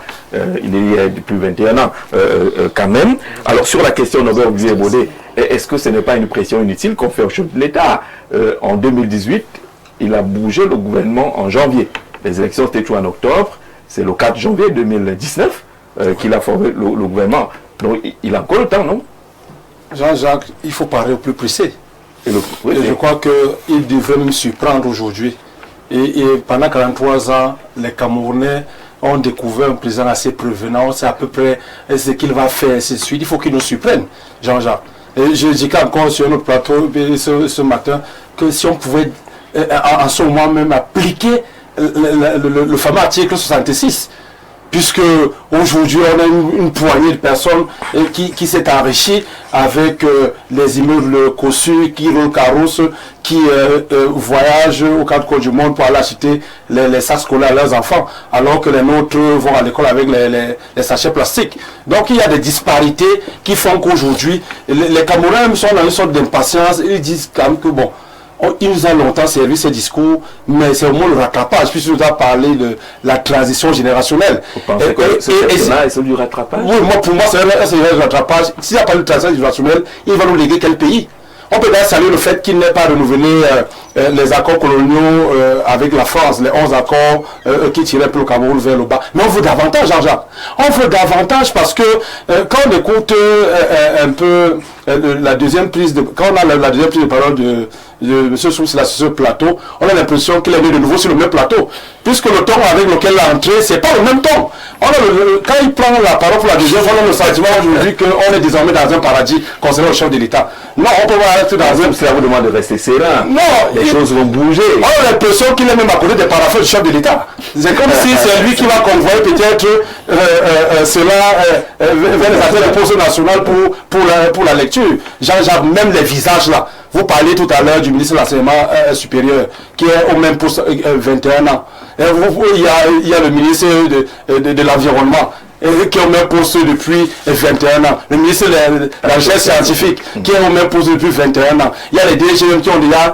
Le ministre du Commerce aussi. Bien sûr. 21 ans. Et il y a les DG même qui ont déjà le mobilier de maison dans leur bureau. Vous suivez mon regard. Et on a créé la structure, on l'a nommé, il est au même poste depuis 35 ans. C'est-à-dire qu'un enfant entre à la maternelle, il fait le secondaire, il fait l'université, il doit travailler. Il fait doctorat. Oui. Il est même docteur comme docteur Zongo. Oui. Ndongo, il a le même individu. On a même un qui a passé 41 ans au Conseil économique et social. On a même oublié là-bas. Mais son nom ne sortait que pour renouveler sa maison à 2 milliards, acheter son véhicule à 120 millions. Ça fait donc qu'il y a trop de frustration, Jean-Jacques. C'est-à-dire que le président... Et l'État lui-même a parlé de frustration. Bien sûr, le président de la République se trouve dans une situation d'un papa qui, quand sa fille pleure le matin, il dit je te garde les yaourts le soir. Et le soir, il n'a rien. Le lendemain, il a encore oublié. Après, l'enfant même ne croit plus aux promesses de papa. Mais il faut donc qu'il nous surprenne. Jean-Jacques, si peut-être aujourd'hui on arrange même un domicile dont on donne aussi à un pauvre Camerounais qui dort dans le conteneur, ça va créer une sorte d'électrochoc. Et je le disais encore ce matin, le Camerounais a besoin du sang, au sens figuré. Il n'est pas demandé qu'on aille juste tuer nos compatriotes. Je parle les enfants, l'électrochoc autour de lui. Oui, bien sûr, que même les inamovibles qui aujourd'hui commencent à se jeter encore perdu, sont un peu inquiétés. Mais quand on écoute M. Soups sur le plateau, le ministre de l'enseignement supérieur convoqué, donc voilà donc quelqu'un qui ne se sent pas inquiété du tout. Du tout. Comment ils vont se mouvoir, Jean-Jacques?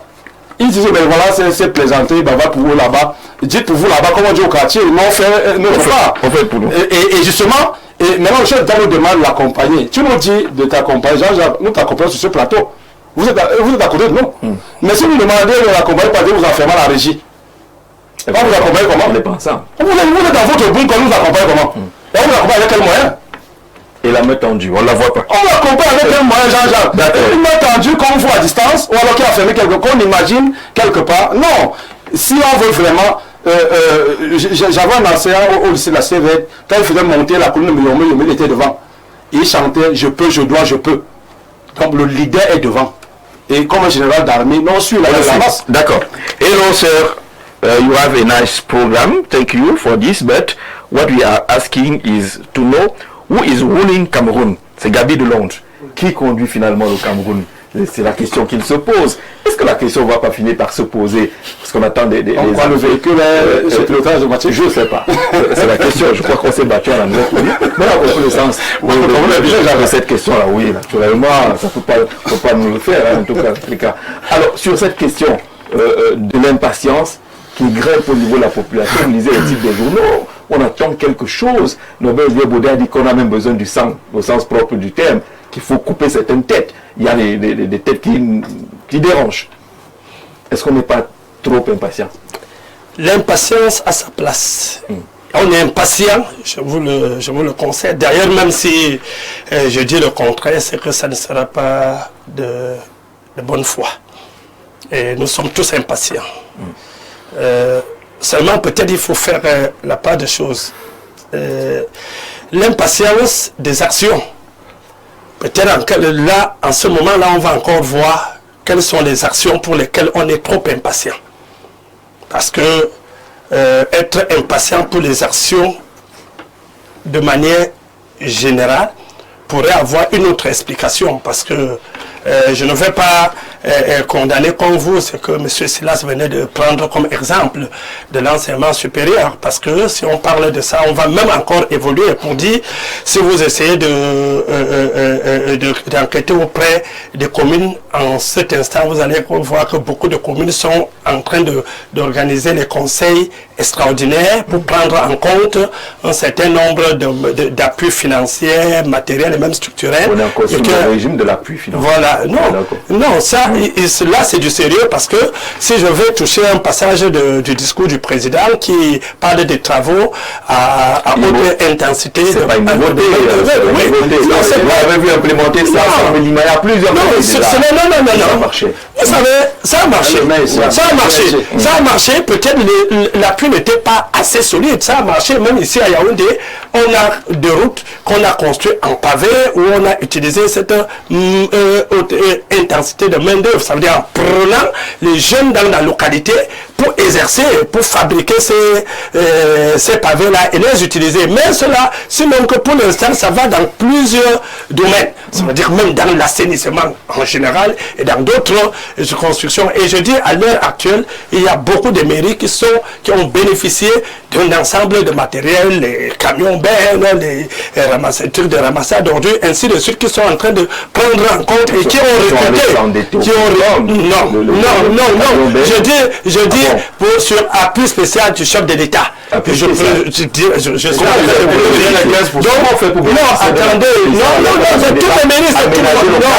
je vous dis.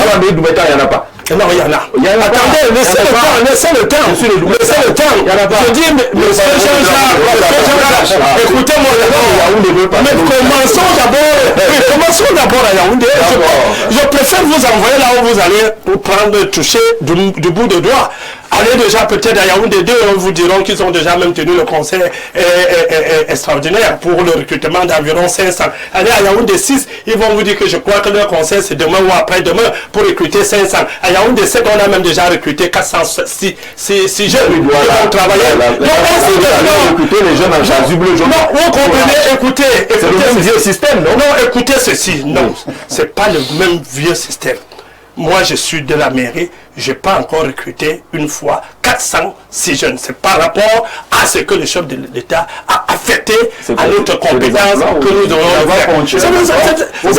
C'est des emplois déjà, écoutez, c'est des emplois d'abord temporaires de 6 mois. En attendant, voir la suite. C'est déjà quelque chose. Alors non, mais je voudrais juste, je paraphrasais là juste Monsieur Silas pour dire l'exemple des enseignements supérieurs peut être aussi ailleurs. Mais je sais que c'est pas ça qui marque l'impatience des Camerounais.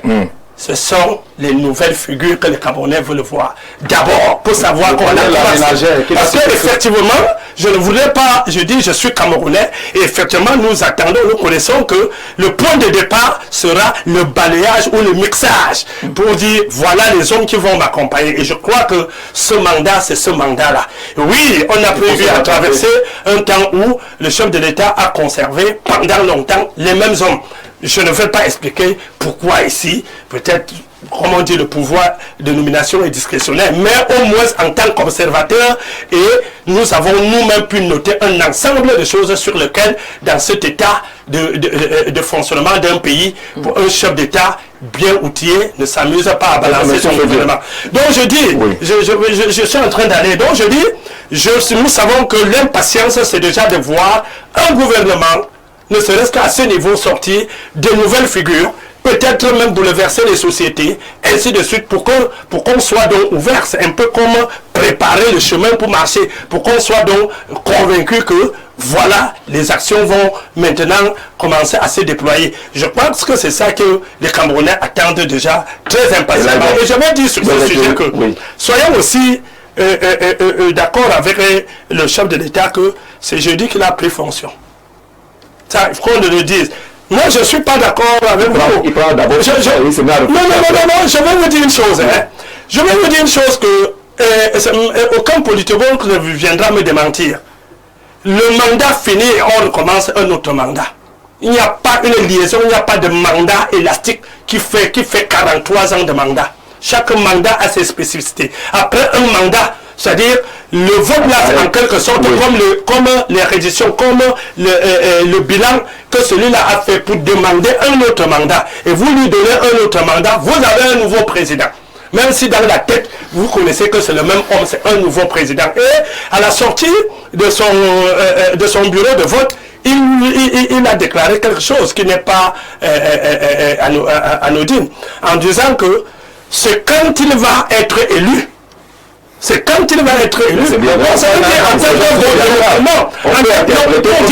Le projet de société n'est pas déjà les hommes qui vont porter avec lui. Il a son temps, il prend fonction et il vous présente les gens qui vont porter avec lui le programme. Pour le projet de société. Non, mais qu'est-ce qu'il est?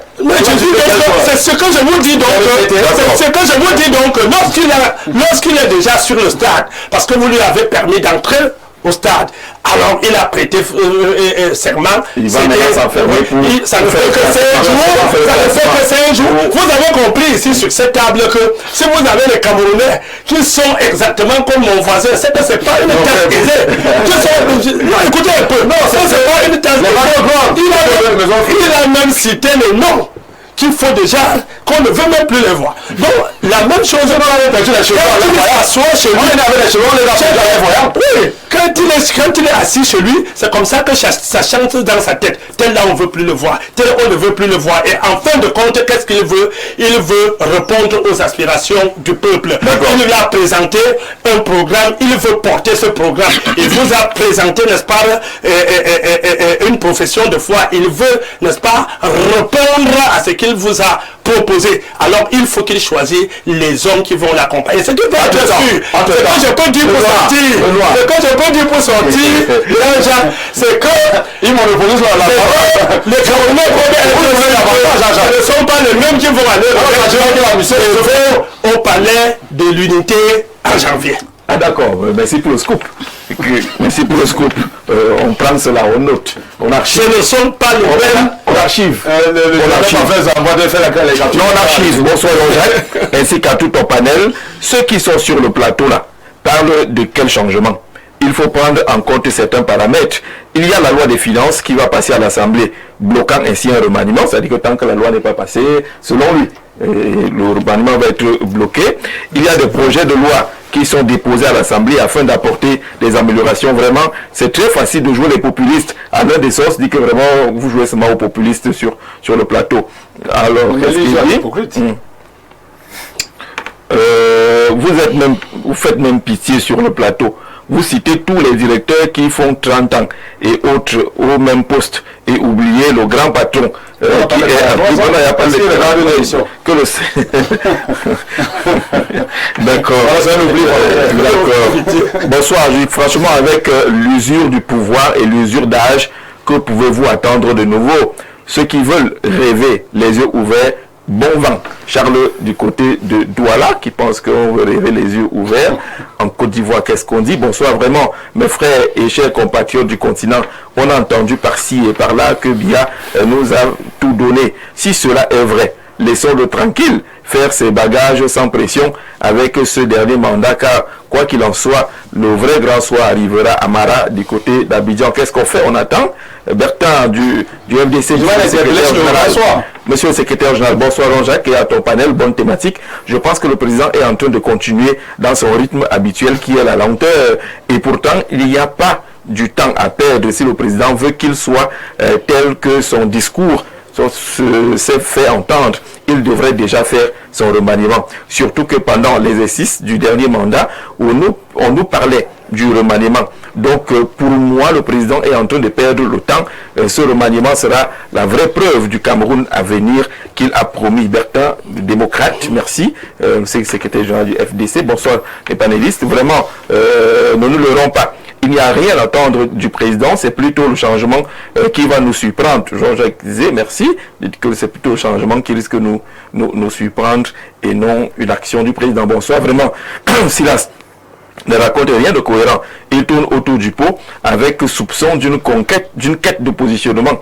Nous constatons après la prestation des serments que la vie chère gagne en intensité. Nous savons que le griotisme dicte nos actions, mais soyons un peu plus objectifs. Quand on est en télévision, le maire, monsieur le maire depuis soit, c'est signé monsieur le maire, je ne sais pas si c'est un sobriquet ou il s'agit de monsieur le maire, mais on a compris l'essentiel de ce message-là. Ces derniers messages semblent nourrir un certain scepticisme qui vraiment, ceux qui sont même patients là se trompent, il ne faut plus rien attendre. C'est pas très sceptique comme ça?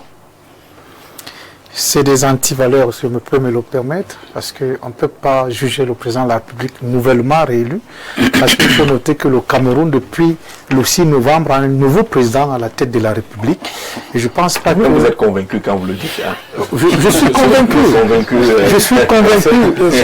Je suis convaincu parce que j'ai assisté à cet événement, d'abord qui a... avec les anciens ministres. Non, mais écoutez, je ne parle pas du gouvernement, je parle de la réélection du président de la République. On se comprend. Voilà. le Cameroun, depuis le 6 novembre, a un nouveau président à la tête de la République. Ça a quand même fêté ses 43 ans. Et aujourd'hui, qu'est-ce que nous attendons de ce nouveau Camerounais que nous avons responsabilisé, à qui nous aimons tant? Parce que d'abord, durant sa campagne, il a été le candidat des jeunes, il a été l'homme qui puisse rassembler le peuple camerounais tout entier. D'abord, ici présent, nous parlons de lui en bien. Je suis content du travail fait par Info Matin. Les réels chiffres par département. On saura qui a fait quoi, M. Fedje. Voilà. Maintenant, quant aux compatriotes, vous savez, les compatriotes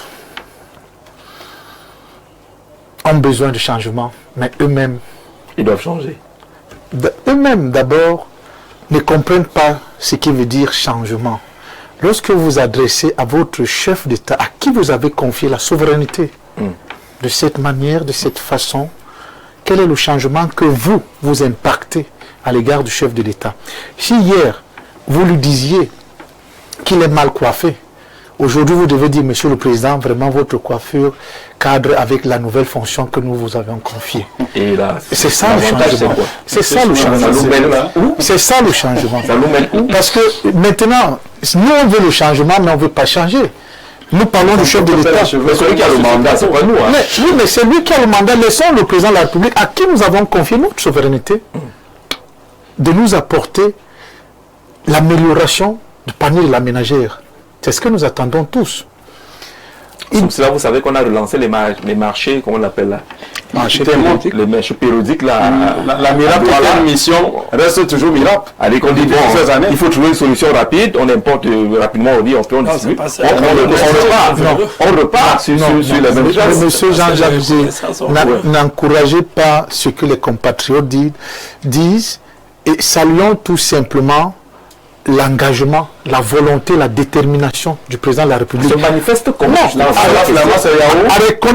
À reconnaître, déjà il est le plus renseigné, à reconnaître que son peuple en a soif du changement.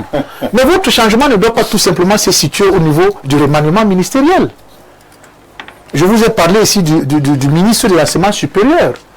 Le Copanalis a parlé de certaines mairies qui bénéficient déjà de certaines positions. Avec ce qu'on appelle les appuis spéciaux. Oui, dans une république. Non, mais écoutez, on livre la vie de la République aux appuis spéciaux du chef de l'État. Non, mais monsieur... S'il ne veut donc pas. Non. Alors qu'il y a les 15% qui sont prévus par la loi. Non. Nous attendons la loi de finances. Nous attendons jusqu'au tour de N'oubliez pas parce que 15% ne date pas d'aujourd'hui.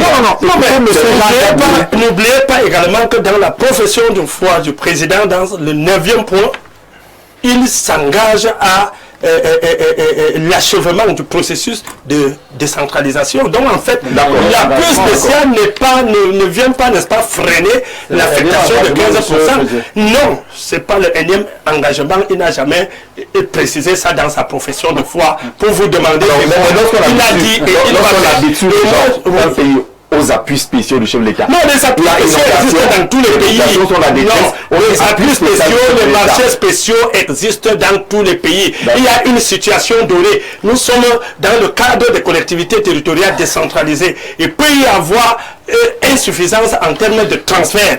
Et que c'est quelle ligne budgétaire là? C'est quelle ligne? Non, mais attendez un peu. Quand vous me demandez quelle ligne budgétaire, l'appui spécial. La caisse noire. Il y a plusieurs lignes sur lesquelles l'appui spécial peut venir. Mais demandez-vous tout simplement si le chef de l'État, c'est un chef de l'État à qualité de faire une ordonnée. Alors, lorsqu'il a ordonné, on n'a pas le débat dessus. Une république ne doit pas fonctionner avec le dépannage. Les appuis, il ne s'agit pas ici du dépannage, il s'agit ici d'une responsabilité prise. Ça veut dire que le président de la République engage la République sur tous les actes de la vie. Donc il est de sa responsabilité autant pour moi de résoudre des problèmes immédiats aux besoins des Camerounais. Parce qu'ici, il s'agit de l'amélioration du panier de la ménagère. S'il dit fonds spécial, en attendant son remaniement que les Camerounais attendent, ce n'est pas forcément ce que le président de la République fera. Il a d'autres priorités pour nous. Mais le message des élections, il doit prendre ça en compte. Non, mais écoutez, dans certains départements, on a jugé parce que certains sont ouvertement il a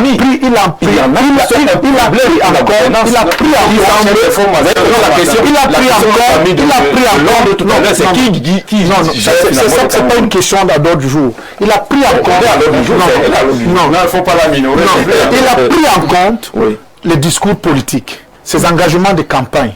Voilà pourquoi aujourd'hui, il prend sur lui la responsabilité d'engager des fonds spéciaux pour l'amélioration immédiate du panier de la ménagère. Parce que quand le mairie... Ça ne va pas du dépannage. Non, c'est pas de dépannage. C'est le chef de la conjoncture. Non, c'est le chef de l'État. De dépannage quand il faut employer des milliers de Camerounais, monsieur. Il y a des mairies aujourd'hui qui ont dépannage. Ça a été pensé. Non, il y a des mairies, il y a des mairies aujourd'hui qui ont engagé des recrutements des concitoyens. Sur quelle base? Non, écoutez. Il n'y a pas de fonds qui disposent. Quel fonds? Les fonds qui sont C'est les fonds de la Et République. ils vont à qui les fonds spéciaux? C'est le fonds de la République. La période c'est combien? Et ils sont repartis comment les fonds spéciaux? Non, nous avons combien de mairies? 360. 360 mairies. Oui. Et ces fonds spéciaux sont répartis Ils sont où? à ces 360 mairies. Ils sont sortis de quel budget? Non, progressivement. Aujourd'hui, votre mairie n'a pas encore bénéficié. Je vous dirai demain, votre mairie bénéficiera. On n'en a pas bénéficié. Non, Batinga, même pas l'évaluation de ça parce que vous ne connaissez pas à quel moment on a commencé à attribuer. Parce que je crois que Jean-Jacques était même déplacé pour nous dire, quand il a vu commencer à distribuer les camions, c'était même avant la prestation de paiement et tout ça. Non, mais attends, vous savez, c'est comme si... Oui, c'est comme... Je sais que vous parlez pour les profanes, mais il faut également dire à ces profanes... il faut que se rapproche de son maire. Qu'aucune mairie ne peut être marginalisée. Donc, les besoins viennent. Et en fait, quand on parle de la décentralisation, aujourd'hui, on équipe peut-être Yaoundé en camion, en matériel d'assainissement. Ça, c'est le besoin de Yaoundé. Dans la décentralisation, ce n'est pas sûr que c'est le besoin de Doumentam. Et si je ne me trompe pas, j'ai une actualité sur Doumentam avec son maire qui était il n'y a pas longtemps en train de former une centaine de jeunes dans l'agriculture. D'accord. C'est pour donc vous dire que c'est un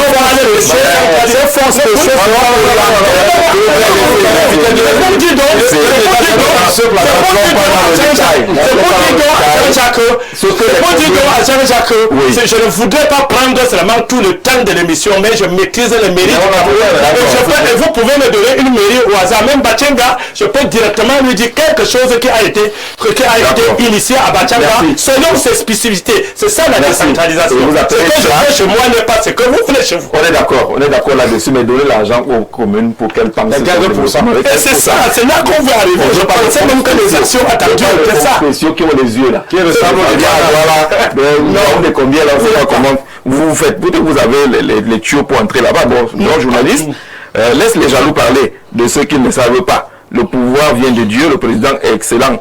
Biya Paul ira quand le Seigneur jugera qu'il a fini son travail pour le Cameroun. Que le Seigneur bénisse le Cameroun. Non, on parle d'un président de la République et ce qu'un président doit faire. On ne décide pas des autres aspects. Jean-Jacques, le monsieur en bleu là, sur le plateau, raconte quoi même? On a l'habitude de dire que les mêmes causes produisent les mêmes effets.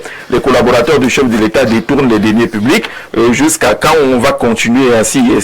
Et ces idées à implémenter, là, ces collaborateurs n'ont jamais eu à les implémenter. Donc, il faut d'abord assainir son entourage pour avoir des résultats probants. Et Somba, depuis Mbalmeyo, côté de Mbalmeyo, on y était. Non, il faut assainir. On a demandé qu'on assainisse l'entourage. Bonsoir, oui. Bonsoir, le palais des Fontenay. Ce président de parti politique sur le plateau ne fait que de la flagornerie à Tanakou, entre parenthèses, Apollinaire de fou. Mais on est en train d'aller loin là, dans les profondeurs du pays. Bonsoir, pardon. Ok, on a noté le 240, c'est la Guinée équatoriale. Est-ce qu'on a d'autres messages à lire rapidement avant d'enchaîner? Jean-Jacques Zé, avec Monsieur Jean-Jacques Zé, avec Monsieur Biya, nous n'attendons rien de nouveau. Les jeunes et les femmes ne sont pas ses propriétés. Pour preuve, le président du Sénat est inactif depuis près de 7 ans. Il est en fonction. S'il veut montrer sa bonne foi, qu'il remanie le gouvernement au moins à 80%. C'est M. Jean depuis à Bomban. Voilà, tu vois. Après, nous y sommes. Que M. Silas nous excuse et cherche sa position tranquillement. Le président nous a habitués au beau discours. On a vu, exemple de Monatélé, que même la campagne l'a dépassé. Merci Elvis. On n'en sait rien, on ne sait pas s'il était programmé pour aller là-bas. Bonsoir, M. Silas est perdu. il a soutenu le président qui a eu moins de voix qu'en 2018, donc son apport a été nul. Maintenant, le nouveau mandat, c'est d'abord les hommes nouveaux. En plus, appui spécial veut dire quoi? Il faut parler d'appui de l'État. Atiba du côté de Nkwaban qui n'est pas d'accord avec cette terminologie d'appui spécial du chef de l'État. Jean-Jacques, s'il te plaît. Appui du chef de l'État. Je peux me mettre d'accord avec lui. Anissé, on a écouté les uns les autres sur cela. Il faut attendre. Il y a des choses qui sont en train d'être faites. Il paraît que les communes commencent déjà à en bénéficier. Donc ne soyons pas pressés. C'est ce qu'on retient. Écoutez, ce que M. Frédéric ne dit pas sur ce plateau, c'est que, parce que moi j'ai discuté avec un président de la commission de passation de marché d'une mairie de Yaoundé, qui m'a fait comprendre que, effectivement, la présidente de la République a donné une dotation spéciale à toutes les mairies de Yaoundé et de Douala. Et cette dotation spéciale-là, c'était pour refaire les infrastructures. C'est la raison pour laquelle vous avez vu, toutes les rues de Yaoundé sont en train d'être jusqu'aujourd'hui, parce que il y a certaines zones où on est en train de refaire. Mais ce que M. Benoît Fédier ne nous dit pas, c'est que ces dotations-là ne vont pas s'étendre à tout le pays, encore plus que vous-même vous l'avez souligné tout à l'heure. Nous n'avons pas besoin de dotations spéciales. Nous avons besoin que la décentralisation s'implémente de manière véritable. La dernière fois, moi, j'étais avec le président du conseil régional sur la CIATV, la chaîne nationale, où nous parlions effectivement de la décentralisation. Et il nous faisait comprendre que même les 15% qui ont été prévus pour être affectés aux collectivités territoriales décentralisées ne sont pas effectivement transférés, parce que jusqu'aujourd'hui il y a certains ministères qui bloquent les compétences, qui bloquent les compétences et qui ne transfèrent pas les compétences. Donc venir sur ce plateau nous vanter les 15% qui sont effectivement transférés, je pense que c'est de la mauvaise foi. Non, maintenant, je n'ai jamais dit que c'est effectivement transféré. Moi j'ai pris l'engagement, le point 9 de la profession de foi du président Paul Biya, que lui-même il dit s'engager au processus d'achèvement de la décentralisation. Ça veut dire qu'il est conscient que ce n'est pas transféré et ça doit être totalement transféré, les compétences et les ressources. Ce sont des actions qu'on attend. C'est même là notre impatience des actions. C'est pour ça que j'ai dit les actions auxquelles on fait impatience, on marque l'impatience, sont diversement appréciées.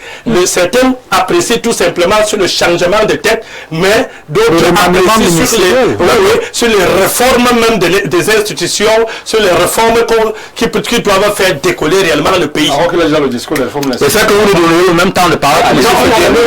Maintenant, mon temps doit être diminué sur le train. C'est toi qui m'as donné. Alors,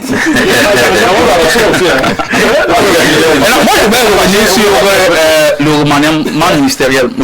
Écoutez, monsieur Jean Laxé. On peut comprendre que le président de la République n'est pas remanié avant les élections parce que cela pouvait faucher ses calculs électoraux. Mais on ne peut pas comprendre qu'après les élections, que le premier acte à poser ne soit pas le remaniement ministériel. Vous avez vu même le PAN de manière subliminale en lui remettant le stylo. Lui a dit de signer les remaniements ministériels avec ce stylo-là. Ça veut dire que lorsque le patron de la représentation nationale parle en fait termes, ça veut dire que c'est toute la représentation, c'est tout le pays qui suffit. Nous avons vu un gouvernement qui était grippé. Nous avons vu des membres du gouvernement qui étaient décédés et on s'attendait que ce gouvernement-là soit remanié. Maintenant, on ferait comprendre que M. Biya décide de garder ses hommes pour sa réélection, mais à partir du moment où sa réélection a été un acquis, alors il devait remanier. Quelqu'un nous dit tout à l'heure que la loi des finances a été envoyée à l'Assemblée nationale. Moi, je crois que c'est le basique. Parce que l'administration, il y a la continuité du service. Ça veut dire que moi qui suis ministre, je participe à la rédaction de la loi des finances. Celui qui viendra après moi viendra implémenter ce que j'ai pensé. Donc, le remaniement ministériel ne doit pas être bloqué parce qu'un individu a participé à la rédaction ou alors à l'orchestration de la loi des finances. Alors, il doit rester là pour implémenter cette loi des finances-là. Moi, je crois que...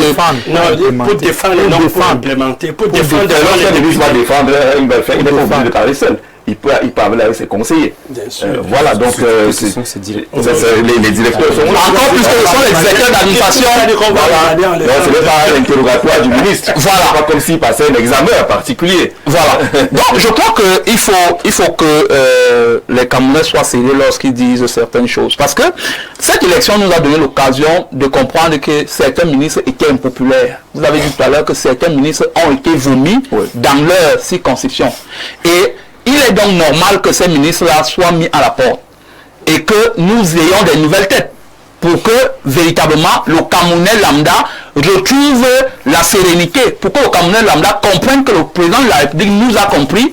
Il nous a tendu la main et il veut revenir à ce qui se faisait avant. C'est la raison pour laquelle il a décidé de choisir une nouvelle équipe gouvernementale et de repartir sur des nouvelles bases. Bonsoir au panel, on n'attend rien du nouveau président, il a toujours dit la même chose et rien n'a suivi ses paroles. C'est King Fak du côté de Chang qui envoie son message. Bonsoir le journaliste. Merci Benjamin depuis Yaoundé. Est-ce qu'on va avoir Franck Duclerc-Billet? Bonsoir à tous. Monsieur le DP, bonsoir.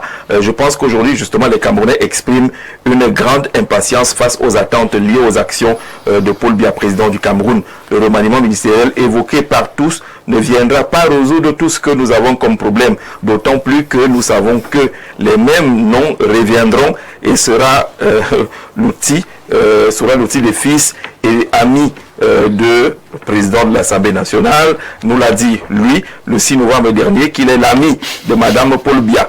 Quoi attendre donc de ce remaniement? Je pense que le président devrait entreprendre des actions allant dans ces quelques secteurs. Réformes économiques, les citoyens espèrent des initiatives pour renforcer la croissance économique, créer des emplois et améliorer des conditions de vie, amélioration des infrastructures, un développement des routes, des écoles et des établissements de santé est crucial pour le bien-être des populations, gestion de la sécurité, les préoccupations concernant la sécurité, notamment dans les régions comme le nord-ouest et le sud-ouest, ainsi de suite, dialogue politique. Les Camerounais souhaitent voir des dialogues ouverts avec l'opposition et un renforcement de la démocratie, lutte contre la corruption, le président l'a dit, éducation et santé. Des investissements dans ces secteurs sont jugés essentiels pour le développement. Une aide réelle à la presse, là tu as encore dit aide réelle à la presse privée, qui joue un rôle important.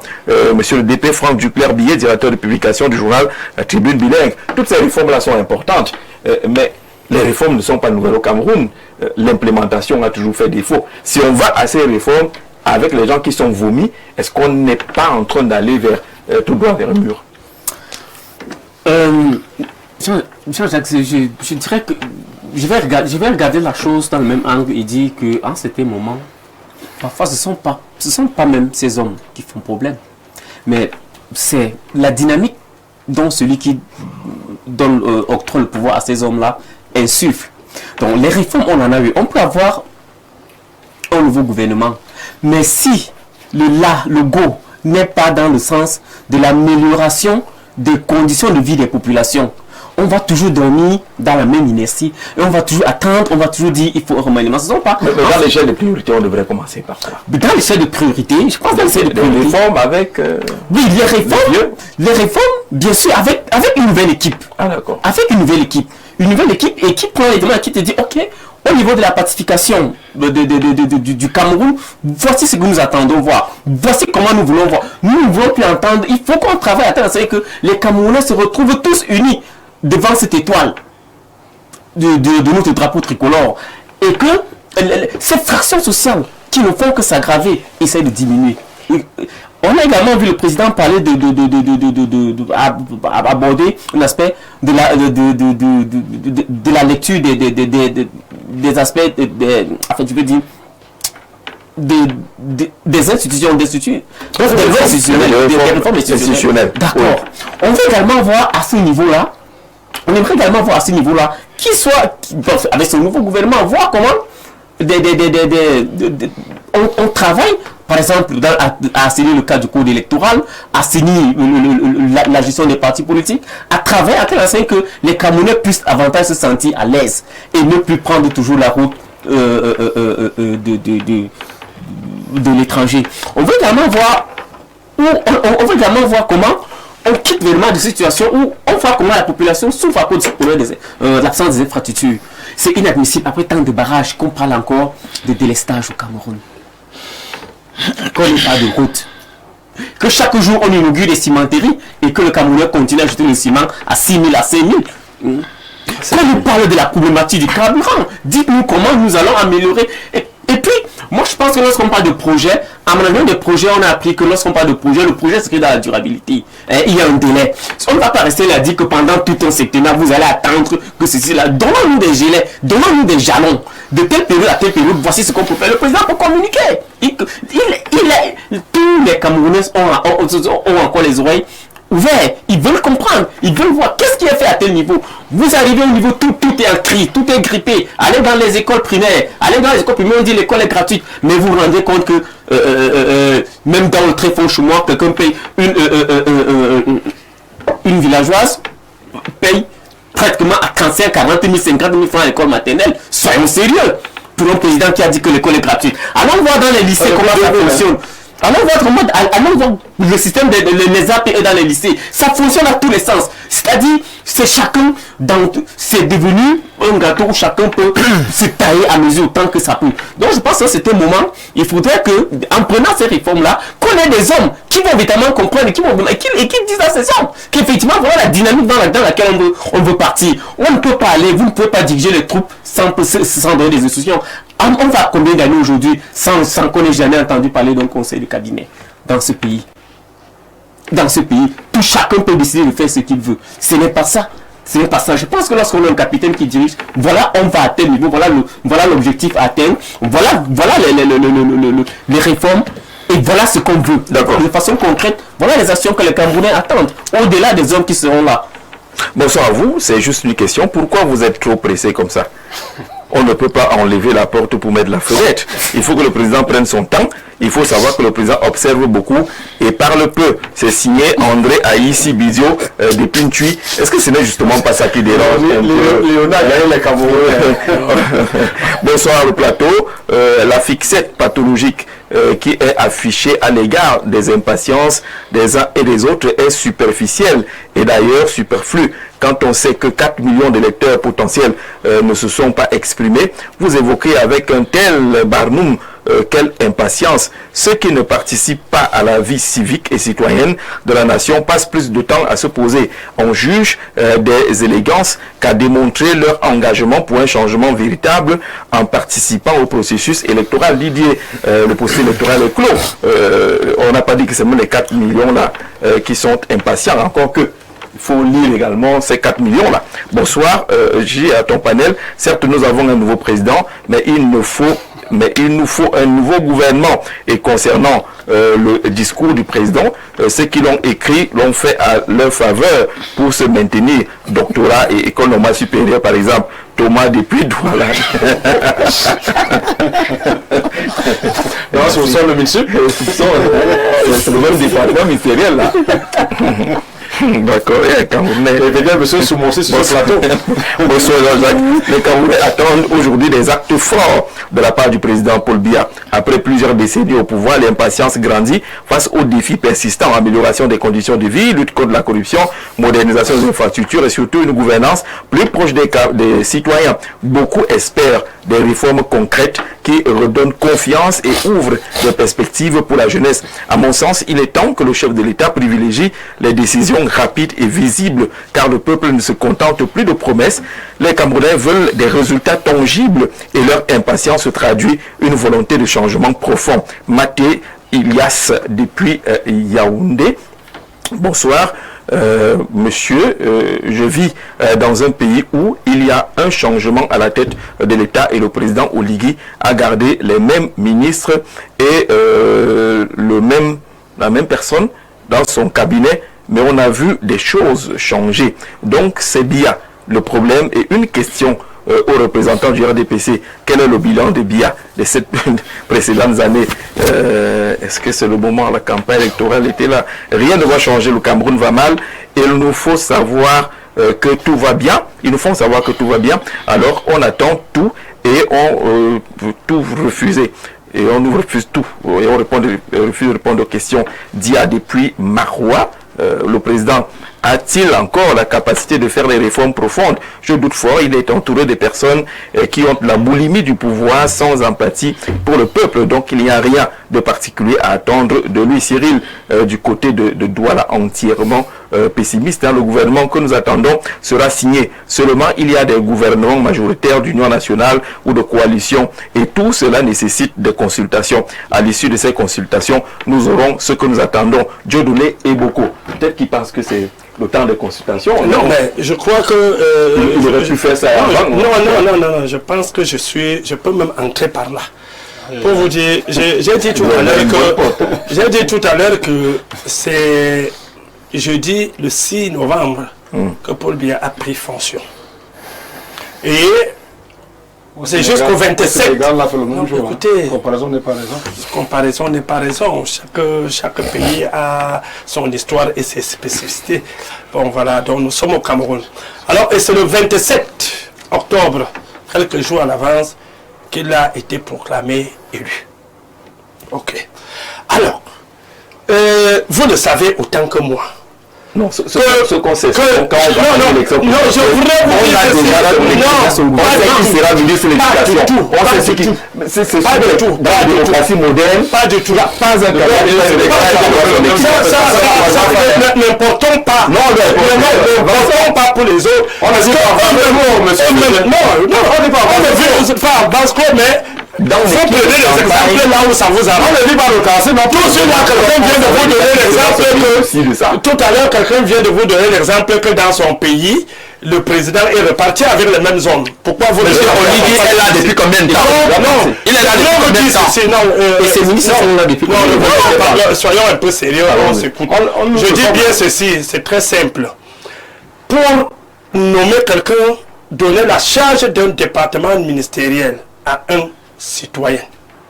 Vraiment, si vous pensez que c'est aussi facile que ça, non.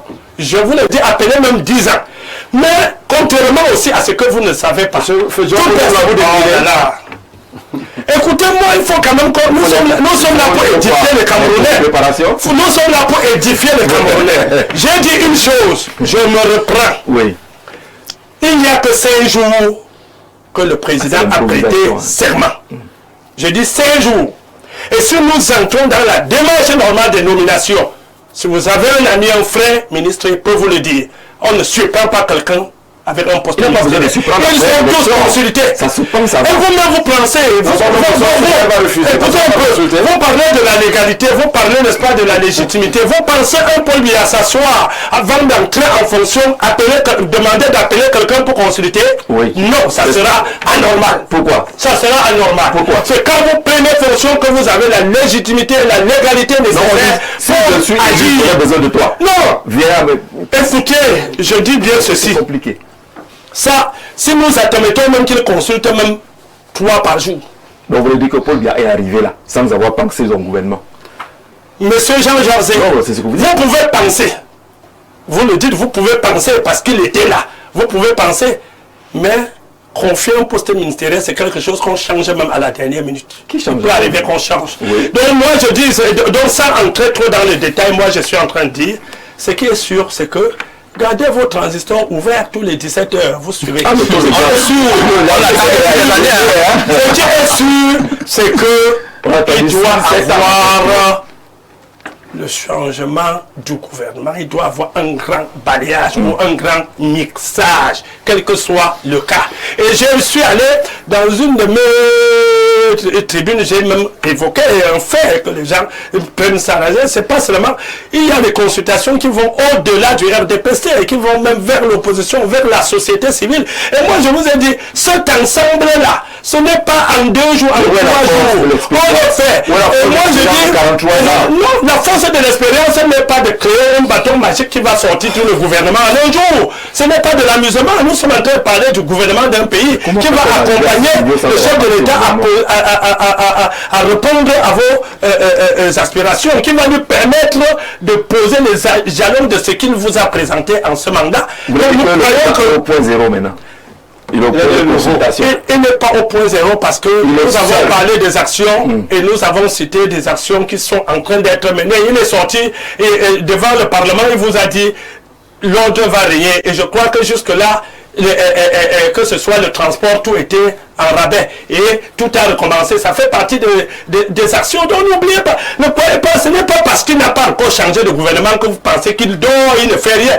Il est en train de préparer un gouvernement qu'il va vous présenter. Les hommes qui vont l'accompagner, laissez-le le temps. Vous voulez être pressé à tel enseigne que s'il veut aller dans la société civile chercher un dongo comme ça, il oublie, après le lendemain vous dites qu'il n'a pas allé. Laissez-le chercher les hommes capables pour l'accompagner. On avait combien là cherché en 2018? Il va chez vous, allez voir.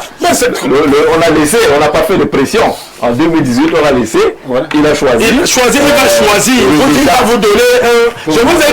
Je vous ai dit, mettez vos écrans en marche, vous allez voir la remise de vœux, vous allez voir si c'est le même. Donc, ils n'ont pas d'espérance. D'accord. Le Cameroun, dans le plateau, le Cameroun a de la matière grise formée et mal exploitée. Voilà les Camerounais qui meurent tous les jours sur nos routes. Pourtant, l'État a formé des experts en sécurité routière.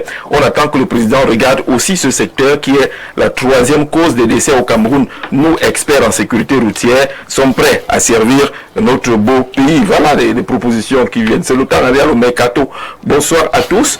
Monsieur Benoît parle de quoi dans le pays où le RDPC nous gouverne depuis 43 ans. Les sociétés de ce pays licencient encore des employés abusivement.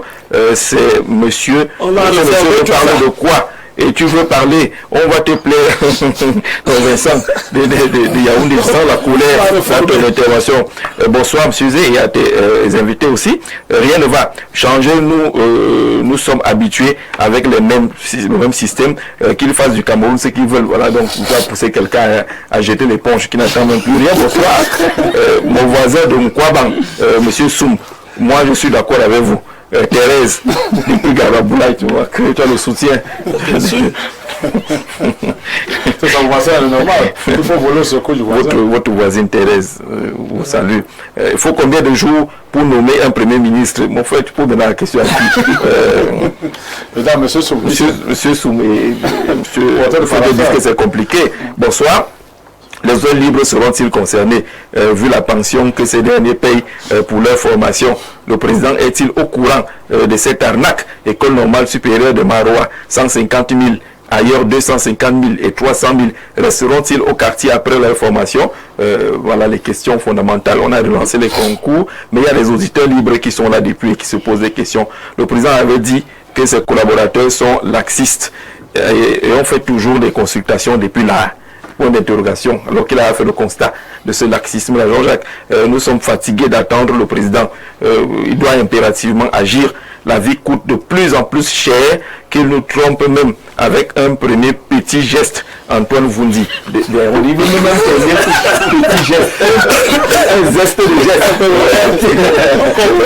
Mais c'est pour lui le degré de patience, Olivier Baudet. Oui, Jean-Jacques, M. Soub et M. Félix sur le plateau semblent minorer la prêtée autour du remaniement ministériel, ils semblent minorer la vie chère, ils semblent renvoyer l'impatience sur les autres Camerounais, mais ils sont les premiers à acheter un formateur de ce matin qui indiquait déjà les performances des uns et des autres à l'élection présidentielle du 12 octobre dernier. On voit on sait que le Lofundien est le premier département. Donc tout le monde est en panique. Pourquoi il panique donc? Si les Camerounais ne sont pas impatients, parce que justement, chacun se bat à sauvegarder son straponteur. On vous a surtout en passant, avant d'aller dans ce studio, que informateur ce matin, ma rupture de stock, on va réimprimer demain. Pourquoi les gens quittent ce journal un peu comme le journal des projets, où tout le monde veut voir, est-ce que mon village est cité dans le journal de projet? C'est que la panique est dans tous les cas, davantage dans le cadre de ceux qui disent que tout va dans le meilleur des mondes, qui sont prêts à bloquer le bien sûr, et voilà les aléas, donc tout le monde sait la victoire, comment c'est gâché la victoire, on sait qu'aujourd'hui, qu'on fasse comme ailleurs. Bien sûr. On vient au péril de la présidence, comme en Côte d'Ivoire, on lit le gouvernement. On lit. J'avoue le dire en blaguant, moi j'ai obtenu mon baccalauréat au lycée de la Cité Verte. On prenait les résultats de l'office du bac. Et le proviseur de l'époque se mettait au balcon. On mettait les baffes dans la cour. On lisait votre nom Quand on ne disait pas votre nom, vous filiez à l'anglaise.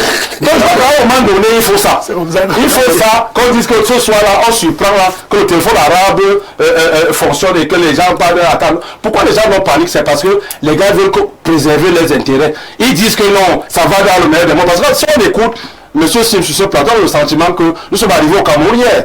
Jean-Jacques, même mon pasteur, même déjà périmé depuis 3 ans. Donc, monsieur, jamais sorti du Cameroun. Donc, vous ne pouvez pas dire, parce qu'on écoute le sentiment qu'on est vraiment au paradis. Et qu'on a tout le temps. On pense que la vie coûte cher. Et là, c'est une réalité. Jean-Jacques, quand on écoute monsieur Faisot, Yaoundé Douala coûte 7 000 au jour. Quand il arrive le soir, est-ce qu'ils réussissent à solutionner des déshydratats des gens qui sont autour d'eux? Jean-Jacques, aujourd'hui, tout le monde va travailler, mais le monde veut rester. Peut-être pas former le gouvernement, mais petit geste, Jean-Jacques, on aura même à former, on va il faut un petit geste, Jean-Jacques, pourquoi ça chamboule un peu parce que de ce qu'on change. Quand on plus de chance à ceux qui attendent aussi. D'accord. Un peu de suspense. Non, le suspense c'est important. On regarde le cinéma là, il va faire la photo. Je dois ramasser mes effets, que je ramasse quand même mes effets doucement pour sortir. C'est le déménagement de 43 ans. Alors les Camerounais, après plusieurs décennies de gouvernance, attendent désormais des actions concrètes du président Paul Biya. Il réclame une relance économique réelle, capable de répondre à la vie chère et au chômage massif des jeunes. Il souhaite également une réforme politique et institutionnelle plus ouverte, des mesures fortes contre la corruption et surtout une amélioration visible de le quotidien, pour le quotidien, donc de la sécurité, la santé, les routes et l'éducation. Aujourd'hui, le message est clair. Le temps des promesses est passé. Le peuple veut des actes tangibles et rapides pour restaurer la confiance entre le pouvoir et les citoyens. Pour dire qu'en dehors de ce remaniement qui semble intéresser les uns les autres, il y a quand même des actions qui peuvent être menées. Il a évoqué la corruption, par exemple, dans le discours, mais il n'y a pas eu un contenu. Quelqu'un disait ce matin à la radio qu'il faut faire la guerre contre la véritable guerre, pas la lutte, que la lutte est petite contre la corruption. Ça pourrait être un geste. Si on signe par exemple le décret d'application sur la déclaration des biens. Oui, le format T66. Ça va avoir la corruption. On va y arriver. Si tu ne vois pas la corruption dedans, on va y arriver. On a vu monsieur sur ce vanté qui roule à telle classe de véhicule. Et c'est comme ça que les amis, nous dans la longueur de journée. Donc s'il déclare les biens, il nous larguerait moi. Et ça créerait moins de frustration. Oui, d'accord. Oui, effectivement, comme vous le dites, un petit geste. Jean-Jacques, lorsque on donne parfois le temps à certains malaises, ils finissent par créer la crise cardiaque. Oui. Autrement dit, lorsque les frustrations restent sans être épurées, elles finissent toujours par revenir dans la rue. On évoque tout à l'heure un problème de corruption. Et on peut voir comment, dans ce pays, comment ça va mal dans tous les sens. Vous avez évoqué par exemple une téléspectatrice dans son message a évoqué le problème tout à l'heure dans les écoles normales. Allons voir ce qui va se passer. Qui ignore qu'au Cameroun, partout il y a des comptoirs. Dans chaque concours, il y a des comptoirs. Mais ça doit cesser. Ça doit cesser. Est-ce que les moyens manquent? Que fait la CONAC qui est créée et qui vit aux frais du contribuable de l'État? Pourquoi la CONAC traîne? On a le Consupé qui est là. Est-ce qu'on ignore où on peut aller chercher qui? Mais tout le monde est là, on regarde. Et on continue, on dit bon, on va faire ceci. La lutte contre la corruption a été depuis longtemps. Si nous commençons à parcourir les discours du président public, à chaque mois, à chaque fois, on a toujours trouvé un additif qui était plus fort pour toucher le mot corruption, mais on n'a jamais trouvé un médicament. Il n'a jamais apporté un médicament qui peut atténuer cette douleur. Moi, je pense que parmi les actions qui peuvent amener les Camerounais à comprendre qu'effectivement, le papa a parlé dans cette maison, ça doit changer. Quelque chose va changer, on peut d'abord arriver à ce problème de corruption. On arrive on est dans une saison où, bien qu'on dit, c'est la saison des vaches maigres pour les autres et des vaches grasses pour les autres. Donc, du coup, ça frustre et ça gêne et ça dérange. Et les mêmes sont là, les mêmes qui sont là-bas, qui sont là-bas, qui sont là. Et ça n'arrange pas le quotidien des Camerounais. Je pense que pour un président, pour ce nouveau septennat qui s'engage, la transparence et la bonne gestion des affaires de la cité doit être également l'un des chevaux de bataille du président. Transparence, bonne gestion des affaires de la cité sous silence. Les gens disent qu'on ne comprend plus rien. Vous avez la SNH, on ne sait pas qui est DG de ce côté-là. Chacun décide de ce qu'il veut faire. vous avez un gouvernement où les gens pensent que j'ai des comptes à rendre plutôt au SGPR et non au Premier ministre. Il y a quand même un ensemble de choses qui appellent qu'un geste, que quelque chose soit fait pour redonner confiance aux Camerounais. Je pense que c'est parmi les axes forts du président de la République, son Excellence Paul Biya, président nouvellement réélu. Il dit qu'il faudrait restaurer l'autorité de l'État. Je pense que tout ce dont les Camerounais font allusion, là, la corruption, les comptoirs et autres, je pense que lorsque le président, dans sa façon de voir les choses, dans le renouvellement de son gouvernement, étant renouvellement élu également, je pense que ici la mission sera de restaurer l'autorité de l'État. Oui. Et lorsque l'autorité de l'État sera restaurée, je pense que tout ceci sera... Ces fléaux-là qui plombent l'économie et la survie de la République seront combattus à la dernière énergie. Et n'oubliez pas aussi que la volonté du président de la République ici aujourd'hui, lorsqu'il parle de la décentralisation, je pense qu'ici il nous renvoie à la modernisation des réseaux routiers. Je pense que par là, on peut parler d'une décentralisation franche. Et à ce titre, j'appellerai toujours à des concitoyens d'observer et d'œuvrer dans l'optique d'accompagner le président de la République sans aucune forme de pression. Parce que le président de la République, il est le maître de son calendrier. Il est le maître des temps. Il est le maître de son calendrier. D'accord. Et puis, il se soucie de la venue des Camerounais et l'amélioration du panier de la ménagère. Voilà pourquoi il dit... Mais les actes forts. Non, mais les actes forts, laissons le nouveau gouvernement, les orientations qui seront données à ces nouveaux membres du gouvernement, c'est à ce moment-là donc que les Camerounais que nous sommes, nous apporterons les jugements. C'est pourquoi il parle de restaurer l'autorité de l'État et la modernisation des réseaux routiers. Attendons le nouveau gouvernement. Attendons. Anissé, on sort de l'émission. Soumsilas nous appelle encore un peu à la patience. Le discours a donné la voix et qu'avec un peu de patience, les résultats pourront être là. On ne peut qu'être patient. On ne peut pas être celui-là qui décide à notre corps défendant, comme vous le dites. Vous savez, l'immobilisme dont vous évoquiez tout à l'heure est dû au fait que le président de la République est absent. Parce que c'est lui qui doit donner le là. Et ce n'est pas M. Chirouma qui me démentira parce que lui-même il a dit, quand il était ministre, il ne parvenait plus à voir le président de la République. Si je ne prends pas des choses. Monsieur Fedje, je ne suis pas sûr que vous avez défendu M. Biya plus que M. Chirouma au temps où il était au gouvernement. Voilà. Donc lorsqu'il vous dit qu'il ne parvenait plus à voir le président de la République, il faut prendre cela au sérieux. Ce n'est pas parce que vous êtes encore LDPC, parce que lorsqu'il était encore avec vous, je ne suis pas versatile comme lui, il faut le dire, donc je préfère. Attendons de voir. On vous le conseille cela. Dans les choses sérieuses. Alors, je pense que le premier chantier de M. Biya aujourd'hui, c'est la réconciliation nationale. Et ça, on en parle peu. Parce que les crises post-électorales ont ceci de particulier qu'elles créent des fractures au sein de la société. Et il faut donc réconcilier tous les Camerounais. Et cela ne se fera pas par des paroles. Il faut poser les actes forts. Nous avons parlé tout à l'heure de la justice sociale. Pourquoi ne pas relancer l'opération EPR? Parce que le rapport de la Chambre des comptes nous a donné l'occasion de constater qu'il y a certains qui se sont amusés avec la fortune publique.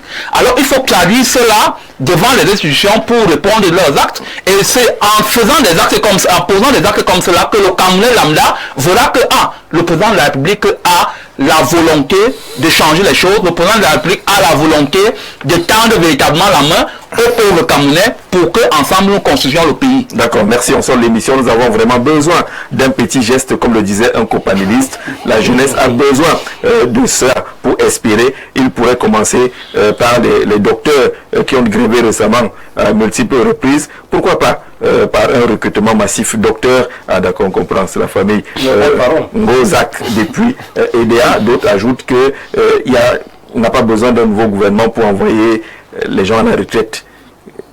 Vous avez dit gouverneurs qui sont tous des retraités. Si on prend les préfets, alors il y a des jeunes qui sont sortis les NAM là, qui ont besoin de place. Qu'ils lisent qu'à vu dans les ministères. C'est un acte fort, non? Merci d'avoir été là. La suite de notre série, c'est demain. On continue le décryptage du discours programme inaugural du septennat du président Paul Biya, juste derrière le journal en langue anglaise. Et c'est avec beaucoup de plaisir qu'on se retrouvera demain. Passez des magnifiques moments sur Info TV. Très bonne soirée à tous.